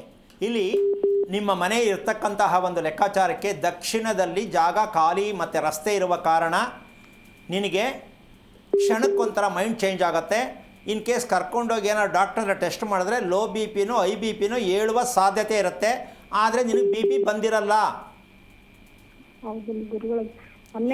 ಹಾರ್ಟ್ ಬೀಟ್ಸು ನಿನಗೆ ಒಂದೊಂದ್ಸಲ ಭಯ ಆಗೋ ಥರ ಆಗಲ್ವೇ? ನಮ್ಮ ಹಾರ್ಟ್ ಬೀಟ್ಸ್ ಸ್ಪೀಡು ಆಗುತ್ತೆ ಗುರುಗಳೇ, ಆಗುತ್ತೆ. ಈಗ ಬಿ ಪಿ ಅಂತ ಇವರಿಗೆ ಕ್ಲೀನಾಗಿ 100% ಸರ್ಟಿಫಿಕೇಟ್ ಕೊಟ್ಟು ಕಳಿಸ್ಬಿಡ್ತಾರೆ, ಮಾತ್ರೆ ನುಂಗ್ತಾ ಇರೋದೆ. ಆದರೆ ರಸ್ತೆ ಬದಲಾವಣೆ ಮಾಡೋಕ್ಕಾಗಲ್ಲ, ಮನೆ ಎತ್ಕೊಂಡೋಗಿ ಇನ್ನೊಂದು ಕಡೆ ಇಡೋಕ್ಕಾಗಲ್ಲ, ಹೌದಲ್ಲಮ್ಮ? ಈಗ ಬಿ ಪಿ ಬರೆಸ್ಕೊಂಡು, ಬಿ ಪಿ ಇಲ್ಲದೇ ಇರೋ ಬಿ ಪಿ ಬರೆಸ್ಕೊಂಡು ಮಾತ್ರೆ ನುಂಗಬೇಕು. ಇದರಿಂದ ಸಮಸ್ಯೆ ಜಾಸ್ತಿ ಆಗುತ್ತಾ ಕಮ್ಮಿ ಆಗುತ್ತಾ? ಜಾಸ್ತಿ ಆಗುತ್ತೆ. ಈಗ ತಿಳ್ಕೊಂಡೆ ಅಂತ ಖುಷಿ ಆಯ್ತಾ ಬೇಜಾರಾಯ್ತಾ? ಖುಷಿ ಆಯ್ತು ಗುರುಗಳೇ. ಅದೇ ಫಸ್ಟು ನೀನು ಹುಟ್ಟಿದ ನಕ್ಷತ್ರಕ್ಕೆ ಏನು ಮಾಡಬೇಕು ಅಂದರೆ, ನಿನಗೆ ಕನಸಲ್ಲಿ ಹಾವು ಕಾಣಿಸುತ್ತಾ ಅಥವಾ ಎದುರುಗಡೆ ಯಾವಾಗಾರು ಹಾವು ಕಾಣಿಸುತ್ತಾ? ಗುರುಗಳೇ ಮೊನ್ನೆ ಗುಡ್ಡೆ ತರ ಹಾವು ಕಾಣಿಸ್ತು. ಆಮೇಲೆ ನೀವು ನಮ್ಮ ಹಿರಿಯೂರಿಗೆ ಬಂದಿದ್ರಿ, ಬಂದು ಇದು ನಾರಾಯಣ ಸ್ವರೂಪ ಕಂಡ್ರಿ ಗುರುಗಳೇ. ನೀವು ಕಾಳಿಂಗ ಸರ್ಪನ ಎಡಗೈಲಿ ಇಟ್ಕೊಂಡಂಗ ಆಯ್ತು ಗುರುಗಳೇ. ನೀನು ಇಟ್ಕೊಂಡಿದ್ದಾ? ನೀವ್ ಇಟ್ಕೊಂಡಿದ್ರಿ ಗುರುಗಳೇ. ಓಕೆ. ಇವತ್ತು ನಿನಗೆ ಮಂಗಳವಾರ, ನೀನು ಕರೆ ಮಾಡಿದ್ಯಾ. ಒಂದು ರೀತಿಯಲ್ಲಿ ತುಂಬ ವಿಶೇಷವಾಗಿರ್ತಕ್ಕಂಥದ್ದು ಏನಪ್ಪ ಅಂದರೆ, ನೀನು ಎಲ್ಲರೂ ನೋಡಿದ್ರೂ ಕೂಡ ಕಪ್ಪುಗೇನೋ ಕಾಣಿಸಿದ್ರು ಆಗಿರ್ಬೋದಾ ಅಂತ ಮನ್ಸಿಗೆ ಭಯ ಆಗತ್ತೆ. ಇದಕ್ಕೆ ನೀನೇನು ಮಾಡಬೇಕು ಅಂದರೆ, ಆರಿದ್ರಾ ನಕ್ಷತ್ರಕ್ಕೆ ನೀನು ಹುಟ್ಟಿದಾಗನಿಂದ ತಿಳ್ಕೊಳ್ಳದೇ ಇರತಕ್ಕಂಥ ವಿಚಾರ, ಕ್ಷೇತ್ರಕ್ಕೆ ಅಂದರೆ ಸುಬ್ರಹ್ಮಣ್ಯ ಕ್ಷೇತ್ರಕ್ಕೆ ಹೋಗಿ ಏನು ಮಾಡಬೇಕು ಅಂತಕ್ಕಂಥದ್ದನ್ನು ಮಾಡಿ, ನಿನ್ನ ಜೀವನ ಹೊಸದಾಗಿ ರೂಪಿಸ್ಕೊಳ್ಳುವಂಥ ಲೆಕ್ಕವನ್ನು ಮಾಡಿ, ನಿನ್ನನ್ನು ತುಲಾಭಾರ ಮಾಡಿಸಿ, ನಂತರ ನೀನು ಮತ್ತೆ ಮದುವೆ ಮಾಡಿಕೊಂಡ್ರೆ ನಿಮ್ಮ ಯಜಮಾನರ ಜೊತೆಲೇ, ಬೇರೆ ಮದುವೆ ಅನ್ಕೊಂಬಿಟ್ಟು ಆಮೇಲೆ ಮತ್ತೆ ಅವ್ರ ಜೊತೆನೇ ಮದುವೆ ಮಾಡಿಕೊಂಡ್ರೆ ಹೊಸ ಜೀವನ ಪ್ರಾರಂಭ ಆಗತ್ತೆ. ಪ್ರಯತ್ನ ಮಾಡ್ತೀಯಾ? ಮಾಡ್ತೀನಿ ಗುರುಗಳೇ. ತಿಳ್ಕೊಳ್ಳೋಕೆ ಪ್ರಯತ್ನ ಮಾಡು. ಹೇಳ್ದೆ ಅಂದ್ಬಿಟ್ಟು ನೀನೇನೋ ಹೋಗ್ಬಿಟ್ಟು ಹೆಂಗೋ ಮಾಡ್ಕೊಂಬಿಟ್ಟು ಆಮೇಲೆ ಯಾವತ್ತು ಮಾಡಬೇಕು, ಹೇಗೆ ಮಾಡಬೇಕು, ಏನು ಮಾಡಿಸ್ಬಿಟ್ಟು ಮಾಡ್ಕೋಬೇಕು, ಮದುವೆ ಮಾಡೋ ಜಾಗ ಯಾವುದು, ಕ್ಷೇತ್ರಕ್ಕೆ ಯಾವತ್ತು ಹೋಗಬೇಕು, ಆ ಕ್ರಮವೇನ ತಿಳ್ಕೊಂಡು ಮಾಡು ತಾಯಿ. ತುಂಬ ಖುಷಿ ಆಗತ್ತೆ. ನಿಮ್ಮ ಅಪ್ಪ ಅಮ್ಮ ಬೇಕು, ಪ್ಲಸ್ ನಿನ್ನ ಗಂಡ, ನಿಮ್ಮ ಅತ್ತೆ ಮಾವ ಇದ್ದಾರಾ? ಅತ್ತೆ ಮಾವ ಇದ್ರು ಇಲ್ಲ ಗುರುಗಳೇ. ನಮ್ಮ ಮನೆಯವ್ರು ಚಿಕ್ಕ ಫಸ್ಟ್ ಹೋಗಿದ್ಯಾರು? ನಮ್ಮ ಅತ್ತೆ ತೀರೋಗಿದ್ದಾರೆ ಗುರುಗಳೇ. ಓಕೆ. ಅವ್ರಿಗೇನು ಊಟ ಗಿಟ ಕೊಡ್ತಾ ಇಲ್ವಾ ನೀನು?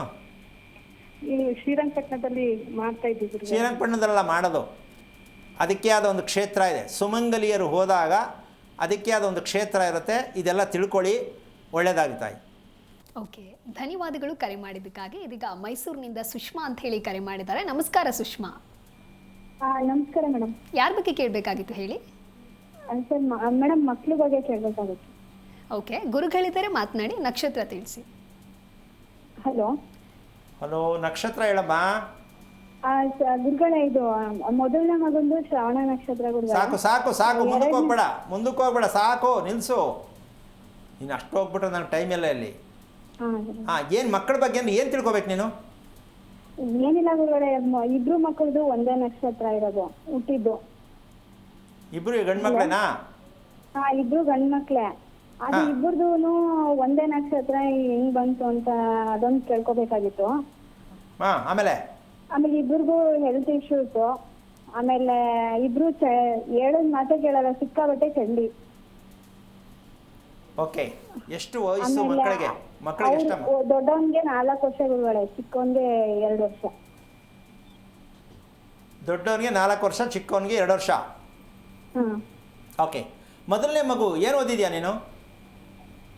ಗುರುಗಳೇ ನಾನು ಡಿಗ್ರಿ ಮಾಡಿದ್ದೀನಿ ಗುರುಗಳೇ. ಏನು ಡಿಗ್ರಿ ಮಾಡಿದ್ಯಾ ತಾಯಿ? ಪುಸ್ತಕದ ಡಿಗ್ರಿ ಮಾಡಿದ್ಯಾ? ನಿನ್ನ ಬಗ್ಗೆ ಡಿಗ್ರಿ ಮಾಡಿಲ್ವಲ್ಲ, ಏನು ಪ್ರಯೋಜನ? ನಾನು ಹೇಳಿದ್ದು ಬೇಜಾರಾಯ್ತಾ? ತಿಳ್ಕೊಂಡೆ ಅನ್ನಿಸ್ತಾ? ಇಲ್ಲ ಗುರುಗಳೇ, ಅದು ತಿಳ್ಕೊಳಕ್ಕೋಸ್ಕರನೇ ಫೋನ್ ಮಾಡಿರೋದು. ಓಕೆ, ಒಂದು ಮಗು, ಮೊದಲನೇ ಮಗು ಹುಟ್ಟಲ್ವ ಶ್ರವಣ ನಕ್ಷತ್ರ, ಆವಾಗ ಶ್ರವಣ ನಕ್ಷತ್ರಕ್ಕೆ ಹುಟ್ಟಿದ್ದನ್ನ ತಿಳ್ಕೊಬೇಕು ಅಂತ ಗೊತ್ತಿತ್ತಾ ಗೊತ್ತಿರ್ಲಿಲ್ವಾ? ಅವಾಗ ಇಷ್ಟೊಂದು ಐಡಿಯಾ ಎಲ್ಲ ಗೊತ್ತಿರ್ಲಿಲ್ಲ ಗುರುಗಳೇ. ಯಾವಾಗ ಬಂತು ಐಡಿಯಾ? ಈಗ ಒಂದ್ ಸ್ವಲ್ಪ ದಿನ ಆದ್ರೆ ನಮ್ಮಮ್ಮ ನಿಮ್ದು ರೆಗ್ಯುಲರ್ ಆಗಿ ನೋಡ್ತಾ ಇದ್ರು. ಅವಾಗ ಇವಾಗ ನಮ್ಮ ಮಕ್ಳು 2 ಮಕ್ಳುನು ಈಗ ನಮ್ಮ ಮನೆಯವ್ರಿಗೆ ಇನ್ನೊಬ್ರು ತಮ್ಮ ಇದಾರೆ. ಅವ್ರ ಮಕ್ಳುನು ಸೇಮ್ ಒಂದೇ ನಕ್ಷತ್ರದಲ್ಲಿ ಹುಟ್ಟಿದ್ದಾರೆ. ಜೊತೆಗೆ ಇವ್ರು ಇಬ್ರು ಒಂದೇ ನಕ್ಷತ್ರದಲ್ಲಿ ಹುಟ್ಟಿದ್ದಾರೆ. ಅಂದ್ರೆ ಅವ್ರು ಇಷ್ಟು ಹಠ ಮಾಡಲ್ಲ, ಬಟ್ ಇವ್ರಿಬ್ರು ಇಷ್ಟು ಹಠ ಮಾಡ್ತಾರೆ. ಇಬ್ರು ಹೆಂಗೆ ಒಂದೇ ನಕ್ಷತ್ರದಲ್ಲಿ ಒಂದೇ ಮನೇಲಿ ಈ ತರ ಆಗಕ್ ಸಾಧ್ಯ ಅಂತ ನಿನ್ನೆ ಕೇಳಿದ್ರೆ ಗೊತ್ತಾಗುತ್ತೆ. ಕರೆಕ್ಟಾಗಿ ಪ್ರಶ್ನೆ ಹಾಕಕ್ಕೆ ಬರಲ್ಲ ನಿನಗೆ. ಅಲ್ಲ, ನಕ್ಷತ್ರ ಒಂದೇ ಆದ್ರೂ ಇವೆಲ್ಲ ಒಂದೇ ಥರ ಇರಬೇಕಿತ್ತು. ಇವ್ರು ಯಾಕೆ ಹಿಂಗೆ, ಅವ್ರು ಯಾಕೆ ಹಂಗೆ ಅನ್ನೋ ಪ್ರಶ್ನೆ ನಿಂದು. ಏನು ಡಿಗ್ರಿ ಓದಿ ಏನು ಪ್ರಯೋಜನ? ಮಾತಾಡೋಕ್ಕೆ ಬರಲ್ವೇ? ಇರಲಿ, ವಿಷಯಕ್ಕೆ ಬರೋಣ. ನಿಮ್ಮ ಮನೆ ಎಷ್ಟು ವರ್ಷದ್ದು? ಗುರುಗಳೇ ಅದು ಒಂದು 32 ವರ್ಷ ಗುರುಗಳೇ. ಯಾವ ದಿಕ್ಕಿನ ಬಾಗಿಲು? ರಸ್ತೆ? ಪೂರ್ವ ದಿಕ್ಕಲ್ಲಿ. ಎಷ್ಟು ಫ್ಲೋರ್ ಮನೆ ಅದು? ಗುರುಗಳೇ 2 ಫ್ಲೋರ್ ಇದೆ. 2 ಫ್ಲೋರ್ ಮೇಲೆ ಒಂದು ಸಿಂಗಲ್ ಇದೆ. ಸರಿ, ಆಯ್ತು. ಓಕೆ, ಆಯ್ತು. ಈಗ ನಿಮ್ಮ ಯಾವ ಊರು ನಿಮ್ಮದು?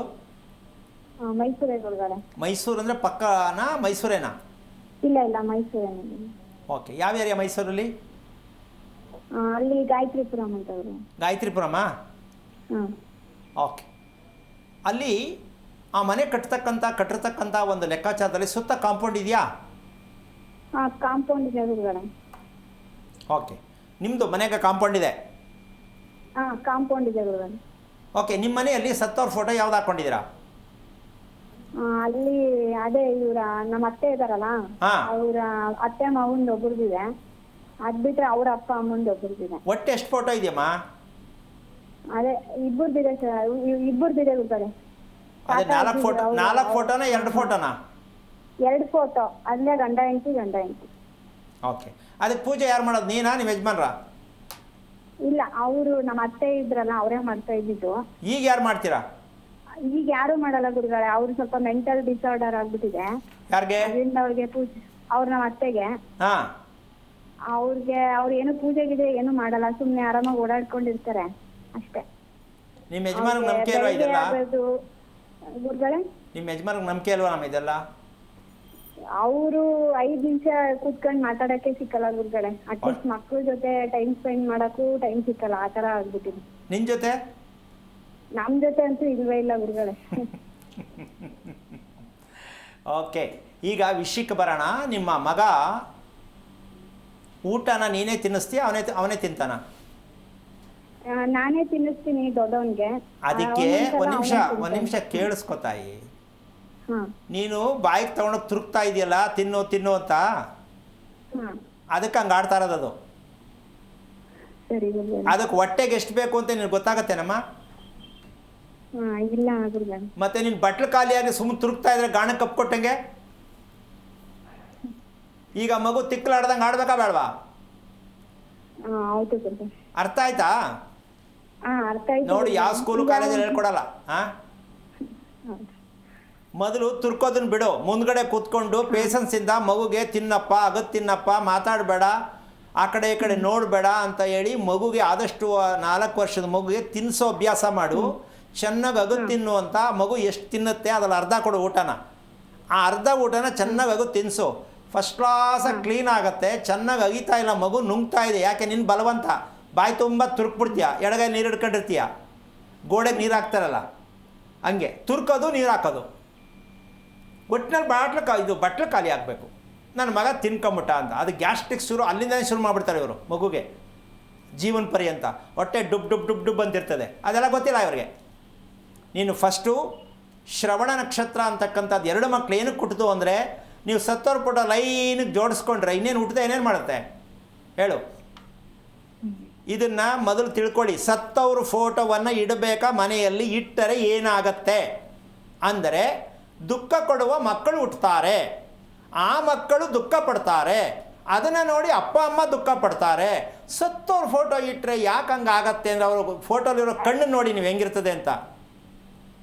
ಸತ್ತವ್ರ ಫೋಟೋ ಮಾಡ್ಬೇಕಾದ್ರೆ ಕಣ್ಣು ದೃಷ್ಟಿ ಚೆನ್ನಾಗಿರಬೇಕು ಅಂತ ಫೋಟೋ ಮಾಡೋಣ ಗೊತ್ತೇನಮ್ಮ? ಇಲ್ಲ, ಯಾರ್ದೋ ಕಣ್ಣು ಯಾರ್ದೋ ದೇಹ ಸೆಟ್ ಮಾಡಿ ಕೊಟ್ಟಿರ್ತಾರೆ. ಅರ್ಥ ಆಯ್ತೇನಮ್ಮ? ತಿಳ್ಕೊಳ್ಳೋ ಪ್ರಯತ್ನ ಮಾಡು, ಒಳ್ಳೇದಾಗಲಿ. ಓಕೆ, ಧನ್ಯವಾದಗಳು ಕರೆ ಮಾಡಿದ್ದಕ್ಕಾಗಿ. ಇದೀಗ ಮಂಜುನಾಥ್ ಅಂತ ಹೇಳಿ ಕರೆ ಮಾಡಿದ್ದಾರೆ. ನಮಸ್ಕಾರ ಮಂಜುನಾಥ್. ನಮಸ್ಕಾರ. ಯಾರ ಬಗ್ಗೆ ಕೇಳಬೇಕಾಗಿತ್ತು ತಿಳಿಸಿ? ನನ್ನ ಬಗ್ಗೆನೇ. ನಿಮ್ಮ ನಕ್ಷತ್ರ? ಸ್ವಾತಿ ನಕ್ಷತ್ರ. ಓಕೆ, ಗುರುಗಳಿದ್ದಾರೆ, ಪ್ರಶ್ನೆ ಏನು ಅಂತ ಹೇಳಿ. ಹಲೋ ಗುರುಗಳೇ ನಮಸ್ಕಾರ. ನಾರಾಯಣ, ಹೇಳಿಪ್ಪ. ಏನು, ಎಷ್ಟು ವಯಸ್ಸು ನಿಮಗೆ? ಏನು ಮಾಡ್ತಾ ಇದ್ದೀರಾ? ಗುರುಗಳೇ ಈಗ 50 ವರ್ಷ ಆಗೋಯ್ತು. 50 ವರ್ಷ ಆಯಿತು. ಓಕೆ, ಏನಕ್ಕೆ ಕರೆ ಮಾಡಿದ್ರಿ? ಡೈವರ್ಸ್ ಏನಂದ್ರಿ? ಏನಕ್ಕೆ ಕರೆ ಮಾಡಿದ್ರಿ? ಉದ್ದೇಶ? ಸರ್ ಅದೇ ಗುರುಗಳೇ, ಇದು ಒಂದು ಡೈವರ್ಸ್ ಆಗಿದೆ. ಈಗ ಒಂದು ತಾಯಿ ಜೊತೆ ಒಂದು ಮಗು ಇದೆ, ಬೇರೆ ಬೇರೆ ಆಗಿದ್ದೀವಿ. ಮಗು ನಕ್ಷತ್ರ ಏನು? ಮಗು ಅದು ಮೂಲ ನಕ್ಷತ್ರ ಅನ್ಸುತ್ತೆ. ನಿಮ್ಗೆ ಗೊತ್ತಿಲ್ಲ? ಅದೇ ಮರ್ಸ್ಬಿಟ್ಟಿದ್ದೀನಿ. ಹೆಣ್ಣ ಗಂಡ? ಹೆಣ್ಣು. ಎಷ್ಟು ವಯಸ್ಸು ಮಗುಗೆ? ಮಗು ಈಗಲೇ 14 ವರ್ಷ. ನೀವೇನು ಓದಿದ್ದೀರಾ? ನಾನು BE ಮಾಡಿದ್ದೀನಿ ಗುರುಗಳೇ. ಎಷ್ಟು ಮಕ್ಕಳು ನಿಮಗೆ ಒಟ್ಟು? ಅಲ್ಲ, ಒಂದೇ ಮಗು. ಅಲ್ಲ, ಒಂದು ಮಗು ನಕ್ಷತ್ರ ಮರ್ತ್ಬಿಟ್ಟಿದ್ದೀನಿ ಅಂದರೆ ಹೆಂಗೆ ಸರ್ ಇದು? ಇಷ್ಟೊಂದು ಬಿಸಿನಾ ನೀವು? ಇಲ್ಲ, 11 ವರ್ಷದ ಮುಂಚೆ ಅದು ಬೇರೆ ಬೇರೆ 2010 ಬೇರೆ ಆಗಿದ್ದು. ಒಂದಲ್ಲೇ ತುಂಬ ವರ್ಷ ಆಯ್ತು. ಡೈವರ್ಸ್ ಸ್ವಲ್ಪ ಡಿಲೇ ಆಯ್ತು, ಈ ಕೋವಿಡ್ ಇದೆಲ್ಲ ಹಿಂಗಾಗ್ಬಿಟ್ಟು. ಎಷ್ಟು ವರ್ಷ ಆಯ್ತು ಇದಾಗಿ ವಿಚ್ಛೇದನಕ್ಕೆ ವ್ಯವಸ್ಥೆ? ಇದು ಮದುವೆ ಆಗಿದ್ದು 2010ರಲ್ಲಿ, 2011ರಲ್ಲಿ ಬೇರೆ ಬೇರೆ ಆದ್ವಿ. 2024ರಲ್ಲಿ ವಿಚ್ಛೇದನ ಆಯ್ತು. ಈ ಕೋವಿಡ್ ಇಂದ ಆಗ್ಬಿಟ್ಟು ಸ್ವಲ್ಪ ಡಿಲೇ ಆಯ್ತು. ಈಗ ಮುಂದಿನ ನಿಮ್ದು ನಿರ್ಧಾರ ಏನು? ಯಾವ ಉದ್ದೇಶ ನೀವು ಕೇಳಿರತಕ್ಕಂಥದ್ದು? ಅದೇ ನನ್ನ ಜೀವನ ಮುಂದೆ ಹೇಗೆ ಅದು ಏನು ಅಂದ್ರೆ, ಇಬ್ಬರದು ಗಂಡ-ಹೆಂಡತಿದು ಸ್ವಾತಿ ನಕ್ಷತ್ರ ತುಲಾರಾಶಿ ಇತ್ತು. ತುಂಬಾ ಜನ ಬೇಡ ಅಂದ್ರು, ನಾವು ಏನೋ ಅದು ಈ ತರ ಮದುವೆ ಆಗೋಯ್ತು. ನಿಮ್ಮದು ಸ್ವಾತಿನ ಅವ್ರ ಸ್ವಾತಿನ? ಇಬ್ಬರದು ಸ್ವಾತಿ ಗುರುಗಳು. ಇಲ್ಲ, ಇದು ಯಾವ್ದಾದ್ರು ಒಂದು ಸಮಸ್ಯೆ ಆದಾಗ ಅದೆಲ್ಲ ಚೆನ್ನಾಗಿ ಹೇಳ್ತಾರೆ. ಇದು ಆಗಬಾರ್ದಾಗಿತ್ತು, ಅದು ಹಂಗಿರಬಾರ್ದಾಗಿತ್ತು, ಎತ್ತರ ಜಾಸ್ತಿ ಆಯಿತು, ಅದಕ್ಕೆ ಹೊಂಟೋದ್ರು, ಅದೆಲ್ಲ ವಿಷಯ. ಕೇಳಿಸ್ಕೊತಾ ಇದ್ದೀರಾ? ಹೌದು ಹೌದು.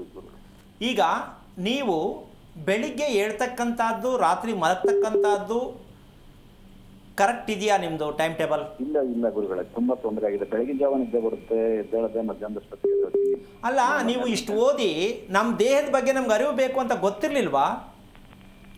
ಗುರುಗಳೇ, ನನಗೆ ತುಂಬಾ ಪ್ರಯತ್ನ ಪಡ್ತೀನಿ ಬೆಳಿಗ್ಗೆ ಎದ್ದೇಳಬೇಕು ಅಂತ. ಅದೇನೋ ನೈಟ್ ಔಲ್ ಅಂತಾರಲ್ಲ, ಆ ಟೈಪ್. ನಾನು ಬೆಳಗಿನ ಜಾವವರೆಗೂ ಕೂತ್ಕೊಂಡ್ಬಿಡ್ತೀನಿ, ಲ್ಯಾಪ್ಟಾಪ್ ಮುಂದೆ ಕೂತ್ಕೊಂಡ್ಬಿಡ್ತೀನಿ ಏನಾದ್ರು ಮಾಡ್ಕೊಂಡು. ನಿಮ್ಮ ಮನೆ ಎಷ್ಟು ವರ್ಷದ್ದು? ಗುರುಗಳು, ನಾನು ಬಾಡಿಗೆ ಮನೆ ಇದ್ದೀನಿ ಬೆಂಗಳೂರಲ್ಲಿ. ಅದೇ ಎಷ್ಟು ವರ್ಷದಿಂದ ಇದ್ದೀರಾ?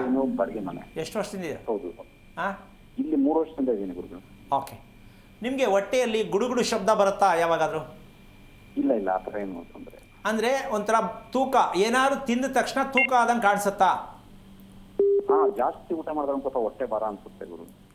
ಈ ಕಾರಣ ತಿಳ್ಕೊಂಡ್ರೆ ಸಾಕು. ಓಕೆ. ಏನು ಅಂದರೆ, ಯಾರೇ ತಿಂಡಿ ತಿನ್ನಲಿ, ಊಟ ಮಾಡಿದ ತಕ್ಷಣ ತೂಕದ ಥರ ಕಾಣಿಸುತ್ತೆ. ಆ ತೂಕ ಬರೋದೇನಕ್ಕೆ ಅಂದರೆ, ತಲೆದಿಂಬು ಹಾಕೊಂಡು ಮಲ್ಕೋ ಅಂತ.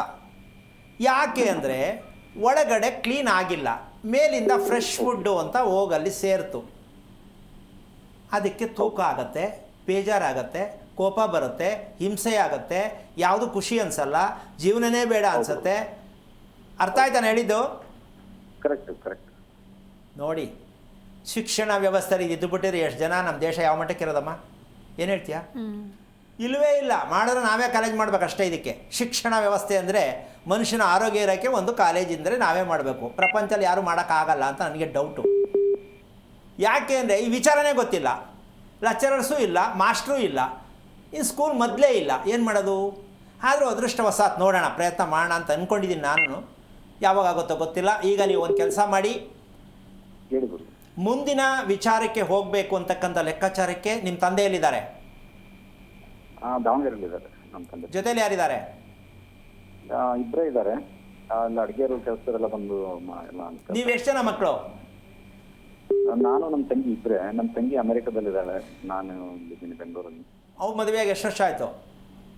ಅವ್ರದ್ದು ನನಗೇನ ಮುಂಚೆ ಆಗಿದ್ದು. ಅವ್ರದ್ದು ಅಲ್ಲೇ ಮದುವೆ 20 ವರ್ಷ ಆಯ್ತು. ಹೇಗೆ ಜೀವನ ಹೇಗಿದೆ? ಚೆನ್ನಾಗಿದೆ. ಇಬ್ರು ಗಂಡು ಮಕ್ಳಿದ್ದಾರೆ. ಒಂದ್ ಸ್ವಲ್ಪ ಅವ್ರದ್ದು ಏನೋ ವಿರಸ ಇರ್ಬೋದು, ಬಟ್ ಪರವಾಗಿಲ್ಲ, ನಡೀತಾ ಇದೆ ಅವ್ರದ್ದು. ಓಕೆ, ಈಗ ನೀವು ಮುಂದೆ ಬೇರೆ ಏನಾದ್ರು ಪ್ರಯತ್ನ ಮಾಡಬೇಕು ಅಂತ ಐಡಿಯಾ ಇದೆಯಾ? ಮಾಡ್ತಾ ಇದ್ದೀನಿ ಗುರುಗಳೇ, ಬಟ್ ಈ ವಯಸ್ಸು ನೋಡ್ಬಿಟ್ಟು ಎಲ್ಲ ಎದುರ್ತಾರೆ. ಅಯ್ಯೋ ದೇವ್ರೆ, 80 ವರ್ಷಕ್ಕೆ ಮದುವೆ ಆಗ್ತಾರೆ, ಇದು ಒಳ್ಳೆ ಕಥೆ ಅಲ್ಲ. ವಿಷಯ ಏನು ಗೊತ್ತಾ ನಿಮಗೆ? ಸ್ವಾತಿ ನಕ್ಷತ್ರದ ಶುದ್ಧಿ ಮಾಡಿ, ಕ್ಲೀನ್ ಮಾಡಿ ಮೊದಲು. ಆಯ್ತು. ಎಲ್ಲಿ ಅಂದರೆ, ಈಗ ನಿಮ್ಮ ತಂದೆ ತಾಯಿ ಅಲ್ಲಿದ್ದಾರೆ, ನೀವು ಬೆಂಗಳೂರು ಇದ್ದೀರಾ. ಹೌದು. ಈಗ ಕುಟುಂಬ ಒಡೆದಂಗೆ ಆಯ್ತಾ ಇಲ್ವಾ? ಆಗಿದೆ. ಇದನ್ನು ತಿಳ್ಕೊಳ್ಳಿ ಫಸ್ಟು. ಯಾಕೆಂದರೆ ಒಬ್ಬನೇ ಮಗ ನಾನು ಅಂತ ನೀವು ಅಪ್ಪ ಅಮ್ಮ ಯೋಚನೆ ಮಾಡ್ತಾರೆ, ಅಪ್ಪ ಅಮ್ಮನ ಬಗ್ಗೆ ನೀವು ಯೋಚನೆ ಮಾಡ್ತೀರಾ. ಇದು ನೀವು ಮೊದಲು ತಿಳ್ಕೊಬೇಕು. ಈ ಪನಿಷ್ಮೆಂಟನ್ನು ನಾವು ತಿಳ್ಕೊಬೇಕಂದ್ರೆ, ನಾನು ಹುಟ್ಟಿದ ಸ್ವಾತಿ ನಕ್ಷತ್ರಕ್ಕೆ ನಿಮ್ಮ ಹೆಂಡತಿ ಮನೆಯೂ ಅದೇನೇ ಸ್ವಾತಿ ನಕ್ಷತ್ರ ಆಗಿರೋದು ಪಕ್ಷದಲ್ಲಿ ಅವ್ರದ್ದು ಫಾರಿನ್ ಸ್ಟೈಲು, ನಿಮ್ಮದು ಪಾಕಿಸ್ತಾನ್ ಸ್ಟೈಲು. ಅಂದರೆ ಸಂಬಂಧಗಳ ಬಗ್ಗೆ, ಕುಟುಂಬದ ಬಗ್ಗೆ ನೀವೇನು ತಿಳ್ಕೊಂಡಿಲ್ಲ, ಮಾಡಿಲ್ಲ, ಮಾಡ್ತಾ ಇಲ್ಲ. ದೇವರು ಒಂದೇ, ಸತ್ತವರು ಒಂದೇ ಅಂತಕ್ಕಂಥ ಕುಟುಂಬವಾಗಿದೆ ನಿಮ್ಮ ಎರಡೂ ಕುಟುಂಬ. ಅರ್ಥ ಆಯ್ತಾ? ಹೌದು ಹೌದು. ಇದನ್ನು ರಿಪೇರಿ ಮಾಡ್ಕೊಳ್ತಕ್ಕಂಥದ್ದನ್ನು ಮೊದಲು ರೆಡಿ ಮಾಡಿ. ನೀವು ಹುಡ್ಕಕ್ಕೆ ಹೋಗಬೇಡಿ ಜೀವನದಲ್ಲಿ, ಯಾವುದನ್ನು ಕಾಯಬೇಡಿ, ಯೋಚನೆ ಮಾಡಬೇಡಿ, ಭಯ ಬೀಳಬೇಡಿ. ನನ್ನ ಸ್ವಾತಿ ನಕ್ಷತ್ರಕ್ಕೆ ನಿಂಬೆಹಣ್ಣು ಮಂತ್ರಿಸ್ಬೇಕಾ, ಕುಂಬಳಕಾಯಿ ಹೊಡಿಬೇಕಾ, ಈ ಥರ ಪ್ರಕ್ರಿಯೆಗಳೆಲ್ಲ ಶುರುವಾಗತ್ತೆ, ಭಯ ಉತ್ಪತ್ತಿ ಆಗತ್ತೆ. ಯಾರೋ ಮಾಡಿಸಿದ್ದಾರೆ ಅಂತಾರೆ, ಏನೆಲ್ಲ ಹೇಳಿ ದುಡ್ಡು ಖರ್ಚು ಮಾಡ್ಕೋಬೇಡಿ. ಸ್ವಾತಿ ನಕ್ಷತ್ರ ಏನು ಮಾಡುತ್ತೆ ಅಂದರೆ, ನಮ್ಮ ದೇಹದಲ್ಲಿರ್ತಕ್ಕಂಥ ಜಠರ ಅಂತ ಏನಿರುತ್ತೆ, ಅದು ನಿಮಗೆ ತುಂಬ ಕೆಲಸವನ್ನು ಕಮ್ಮಿ ಮಾಡ್ತಾ ಇದ್ದೀರಾ, ನೀವು ಅವಕಾಶ ಕೊಡ್ತಾ ಇಲ್ಲ. ತಿನ್ನುವ ಆಹಾರ ಸೇವನೆ ಮಾಡ್ತಕ್ಕಂಥ ಕ್ರಮ ಚೆನ್ನಾಗಿಲ್ಲ ನಿಮ್ಮದು. ಅರ್ಥ ಆಯ್ತಾ? ಹೌದು. ಆಯ್ತು ಆಯ್ತು. ಇದನ್ನು ಮಾಡ್ಕೊಳ್ಳೋಕೆ ಪ್ರಯತ್ನ ಮಾಡಬೇಕು ಅಂದರೆ, ಬಾಳೆ ಎಲೆಯಲ್ಲಿ ತಾಜಾ ಊಟ ಮಾಡ್ತಕ್ಕಂಥದ್ದು. ಸಂಜೆ ಊಟ ಮಾಡಬೇಕು, ರಾತ್ರಿ ಊಟ ಮಾಡಬಾರ್ದು. 6 ಗಂಟೆ ಒಳಗಡೆ ಊಟ ಆಗಬೇಕು. ಬೆಳಗ್ಗೆ 5 ಗಂಟೆಗೆ ಎಕ್ಸಾಕ್ಟಾಗಿ ಏಳಬೇಕು ಹಾಸಿಗೆಯಿಂದ. ಇಷ್ಟನ್ನ ಪ್ರಯತ್ನ ಮಾಡಿ. 1 ವಾರದಲ್ಲಿ ಬಾಳೆ ಎಲೆ ಊಟದಲ್ಲಿ ನಿಮ್ಗೆ ಎಷ್ಟು ಪರಿವರ್ತನೆ ಆಗುತ್ತೆ ಗೊತ್ತಾಗುತ್ತೆ. ಒಳ್ಳೆಯದಾಗಲಿ. ಓಕೆ, ಧನ್ಯವಾದಗಳು ಮಂಜುನಾಥ್ ಕರೆ ಮಾಡಿದ್ದಕ್ಕಾಗಿ. ನಮ್ಮ ಆರೋಗ್ಯ ವೃದ್ಧಿಸೋದಕ್ಕೆ ಆಹಾರ ಸೇವನೆ ಯಾವ ರೀತಿಯಾಗಿ ಪ್ರಮುಖವಾಗುತ್ತೆ ಅಂತ ತಿಳಿಸ್ತಾ ಇದ್ರಿ ಗುರುಗಳೇ. ಇಲ್ಲಿ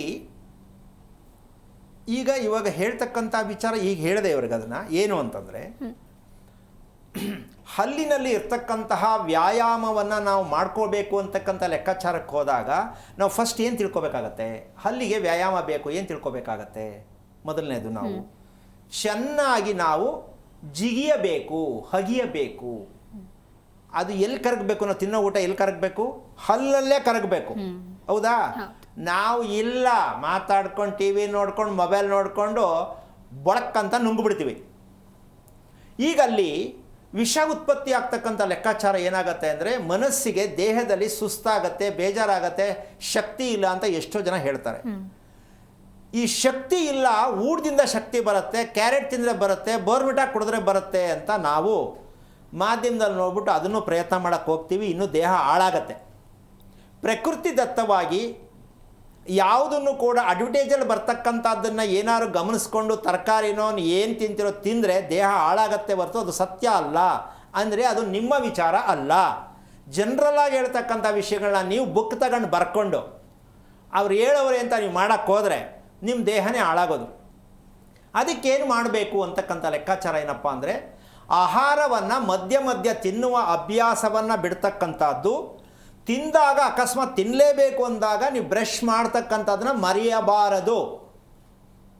ಹಾಗಂತ ದಿನಕ್ಕೆ ತಿಂದಾಗೆಲ್ಲ ಬ್ರಷ್ ತಗೊಂಡು ಉಜ್ಜಿ ಹೊಸಡೆಲ್ಲ ಲೂಸ್ ಆದರೆ ಹೊಸ್ದಾಗಿ ಹೋಗಿ ಏನೋ ಮಾಡ್ಕೋಬೇಕಾಗತ್ತೆ.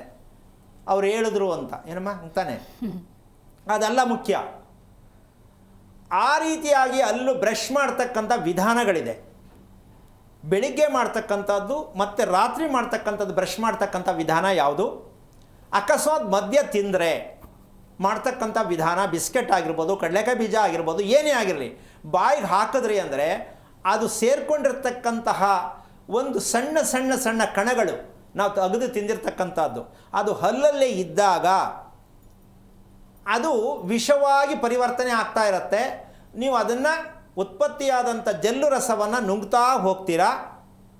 ಅದು ಎಷ್ಟು ಕಷ್ಟ ಕೊಡುತ್ತೆ ಅಂತಕ್ಕಂಥ ವಿಚಾರ, ನೀವು ತಿಂದಂಥ ಸೇವನೆ ಮಾಡಿದಂಥ ಆಹಾರ ಈ ಹಲ್ಲಲ್ಲಿ ಸೇರಿರ್ತಕ್ಕಂತಹ ವಿಚಾರದಿಂದ, ಆ ಕಣಗಳಿಂದ ವಿಷ ಉತ್ಪತ್ತಿಯಾಗಿರ್ತಕ್ಕಂಥದ್ದು ನೀವು ಸೇವನೆ ಮಾಡಿದ ಆಹಾರವನ್ನು ಕರಗಿಸೋದಕ್ಕೆ ಅವಕಾಶ ಕೊಡಲ್ಲ. ಎಲ್ಲಿಗೆ ಹೋಗಬೇಕದು? ಜಠರಕ್ಕೆ ಹೋಗಬೇಕು. ಜಠರದ ಕೆಲಸ ಏನು ಅಂತಂದರೆ, ರೆಡಿ ಇದೆಯಾ ಒಳಗಡೆ ಬಾ, ರೆಡಿ ಇಲ್ವಾ ಬರಬೇಡ. ರೆಡಿ ಅಂದರೆ ಏನು? ಊಟ ರೆಡಿ ಅಂದರೆ ಏನು? ಜಠರ ಏನು ಕೇಳುತ್ತೆ ಪ್ರಶ್ನೆ ಅಂದರೆ, ದ್ರವ ರೂಪದಲ್ಲಿ ನೀನು ಆಹಾರವನ್ನು ನೀನು ಆವಾಗಲೇ ಹೇಳಿದ್ಯಾ ಪ್ರಾರಂಭದಲ್ಲಿ, ದ್ರವ ರೂಪದಲ್ಲಿದ್ದರೆ ಬಾ ಒಳಗಡೆ ಅಂತದೆ. ನಾವು ದ್ರವ ರೂಪ ಮಾಡಿಲ್ಲ, ಘನರೂಪ ಕೊಟ್ಟೋ, ಅದು ತೆಗೆದು ಕರಳಿಗೆ ಬಿಸಾಕತ್ತೆ. ಕರಳು ಕರಗಿಸುತ್ತಾ? ಇಲ್ಲ. ಕರಳಲ್ಲಿ ಕೊಳೆಯುತ್ತೆ. ಗದ್ದೆ ಕೊಳೆ ಹಾಕ್ತಾರೆ ನಾಟಿ ಮಾಡೋಕ್ಕೆ, ಚೆನ್ನಾಗಿ ಕೊಳಿಲಿ ಗೊಬ್ಬರ ಅಂತ, ಹಂಗೆ ಒಳಗಡೆ ಕೊಳೆಯುತ್ತೆ. ನಿಮ್ಮ ಕತೆ ಏನಾಗುತ್ತೆ ಸ್ವಲ್ಪ ನೋಡ್ಕೊಳ್ಳಿ. ಈ ರೀತಿಯಾಗಿರ್ತಕ್ಕಂಥ ಅಲ್ಲಲ್ಲಿ ನಾವು ಮಾಡ್ತಕ್ಕಂಥ ಕ್ರಮ ಯಾವುದು ಅಂದರೆ, ಅಲ್ಲಿಗೆ ವ್ಯಾಯಾಮ ಕೊಡ್ತಕ್ಕಂಥದ್ದನ್ನು ಮೊದಲು ಕಲಿಬೇಕು. ಆಗ ಊಟ ಕಮ್ಮಿ ಆಗುತ್ತೆ, ಜಾಸ್ತಿ ತಿನ್ನೋಕ್ಕಾಗಲ್ಲ. ಹೊಟ್ಟೆ ತುಂಬ ತಿನ್ನೋಕ್ಕೆ ನಿಮಗೆ ಬಿಡಲ್ಲ, ಅದು ಹೇಳುತ್ತೆ ನಿಲ್ಲಿಸು ಸಾಕು ಅಂತ. ಆರೋಗ್ಯ ಚೆನ್ನಾಗಿರುತ್ತೆ, ನಿದ್ದೆ ಚೆನ್ನಾಗಿ ಬರುತ್ತೆ, ಅಲ್ಲಿಗೆ ವ್ಯಾಯಾಮ ಆಯಿತು. ಏನು ಹೇಳ್ತೀಮ್ಮ? ಇದನ್ನು ನೀವು ನಿಮ್ಮ ಊಟ ಎಷ್ಟು ಮಾಡಬೇಕು ಅಂತ ಹೇಳೋದು ನಿಮ್ಮ ಹಲ್ಲೇ ಹೊರ್ತು ನಿಮ್ಮ ಮನಸ್ಸಲ್ಲ. ಹಲ್ಲು ಎಷ್ಟು ಚೆನ್ನಾಗಿ ನೀವು ಅದನ್ನು ಪ್ರಯತ್ನ ಮಾಡ್ತೀರ, ಹಲ್ಲನ್ನು ಬಳಸ್ತೀರಾ, ಅದು ಮನಸ್ಸಿಗೆ ಕೊಡ್ತಕ್ಕಂಥ ಒಂದು ರಿಸಲ್ಟ್ ಆಗುತ್ತೆ. ಆಗ ಮನಸ್ಸು ಹೇಳುತ್ತೆ ನಿಲ್ಲಿಸು ಸಾಕು ಅಂತ. ಏನೇ ಅಮೃತ ಆದರೂ ತಿನ್ನಬಾರದು. ಈ ರೀತಿಯಾಗಿ ಆಹಾರ ಸೇವನೆ ಮಾಡ್ತಕ್ಕಂಥದ್ರಿಂದ ಅಮೃತ ಉತ್ಪತ್ತಿ ಆಗತ್ತೆ. ಅಮೃತ ಉತ್ಪತ್ತಿ ಆಗುವಂಥ ಶಕ್ತಿ ಭಗವಂತ ನಮ್ಮ ದೇಹದಲ್ಲಿ ಕೊಟ್ಟಿದ್ದಾನೆ. ಆದರೆ ನಾವು ವಿಷ ಉತ್ಪತ್ತಿ ಮಾಡ್ಕೊಳ್ಳೋದಕ್ಕೆ ನಮ್ಮ ಹಲ್ಲನ್ನು ಬಳಸ್ತಾ ಇರೋ ರೀತಿ ಚೆನ್ನಾಗಿಲ್ಲ ಅಂತ ಅರ್ಥ ಆಗಿದೆ ಅಂತ ಅನ್ಕೋತೀನಿ. ಈ ಕ್ರಮವನ್ನು ಅನುಸರಿಸಿದಾಗ ಮಕ್ಕಳು ಹುಟ್ಟಿದ ನಕ್ಷತ್ರ ಅಂತಕ್ಕಂಥದ್ರ ಜೊತೆಗೆ ಆ ನಕ್ಷತ್ರದಲ್ಲಿ ಮಕ್ಕಳು ಯಾವ ರೀತಿ ಅಗೀತಾರೆ ಅಂತಕ್ಕಂಥದ್ದು ನಕ್ಷತ್ರ ಮೂಲಕ ಗೊತ್ತಾಗತ್ತೆ. ಈ ಸತ್ಯ ಎಲ್ರಿಗೂ ಅರ್ಥ ಆಗಿದೆ ಅಂತ ಹೇಳ್ತಾ ಕಾರ್ಯಕ್ರಮ ಮುಗಿಸ್ತಾ ಇದ್ದೀನಿ. ಜೈ ಶ್ರೀರಾಮ್. ಸರಿ ಗುರೂಜಿ, ಸಾಕಷ್ಟು ವಿಚಾರದ ಕುರಿತಂತೆ ನಮ್ಮ ಇವತ್ತಿನ ಕಾರ್ಯಕ್ರಮದಲ್ಲಿ ತಿಳಿಸ್ಕೊಟ್ಟಿದ್ದೀರಾ. ಧನ್ಯವಾದಗಳು ಗುರೂಜಿ ಕಾರ್ಯಕ್ರಮಕ್ಕೆ ಆಗಮಿಸೋದಕ್ಕಾಗಿ. ನೋಡಿದ್ರಲ್ವ ವೀಕ್ಷಕರೇ, ದೇಹ ಅನ್ನುವಂತಹ ಪ್ರಯಾಣ ಸುರಕ್ಷಿತವಾಗಿ ಇರಬೇಕು ಅಂತ ಹೇಳಿದ್ರೆ ಹಲ್ಲುಗಳ ವ್ಯಾಯಾಮ ಅನ್ನೋದು ಎಷ್ಟು ಮುಖ್ಯವಾಗುತ್ತೆ ಅನ್ನೋದರ ಕುರಿತಂತೆ ಗುರೂಜಿ ತಿಳಿಸ್ಕೊಟ್ಟಿದ್ದಾರೆ. ಇದಾಗಿತ್ತು ಈ ಹೊತ್ತಿನ ವಿಶೇಷ. ನೋಡ್ತಾ ಇರಿ ಜಿ ಕನ್ನಡ ನ್ಯೂಸ್, ಸತ್ಯವೇ ಸುದ್ದಿಯ ಜೀವಾಳ. ಹೆಚ್ಚಿನ ಮಾಹಿತಿಗಾಗಿ ಸಂಪರ್ಕಿಸಿ ಶ್ರೀಮಾನ್ ಶ್ರೀ ಪುರುಷೋತ್ತಮ್ ದೇಶಿ, ಶ್ರೀ ಧರ್ಮ ಮಾರ್ಗ ಕಚೇರಿ, ನಂಬರ್ 532, ಮಲಥಳ್ಳಿ ಮುಖ್ಯ ರಸ್ತೆ, ಬೆಂಗಳೂರು 560056. ಸಂಪರ್ಕಿಸಿ 9148639933, 8618915231, 9513393251.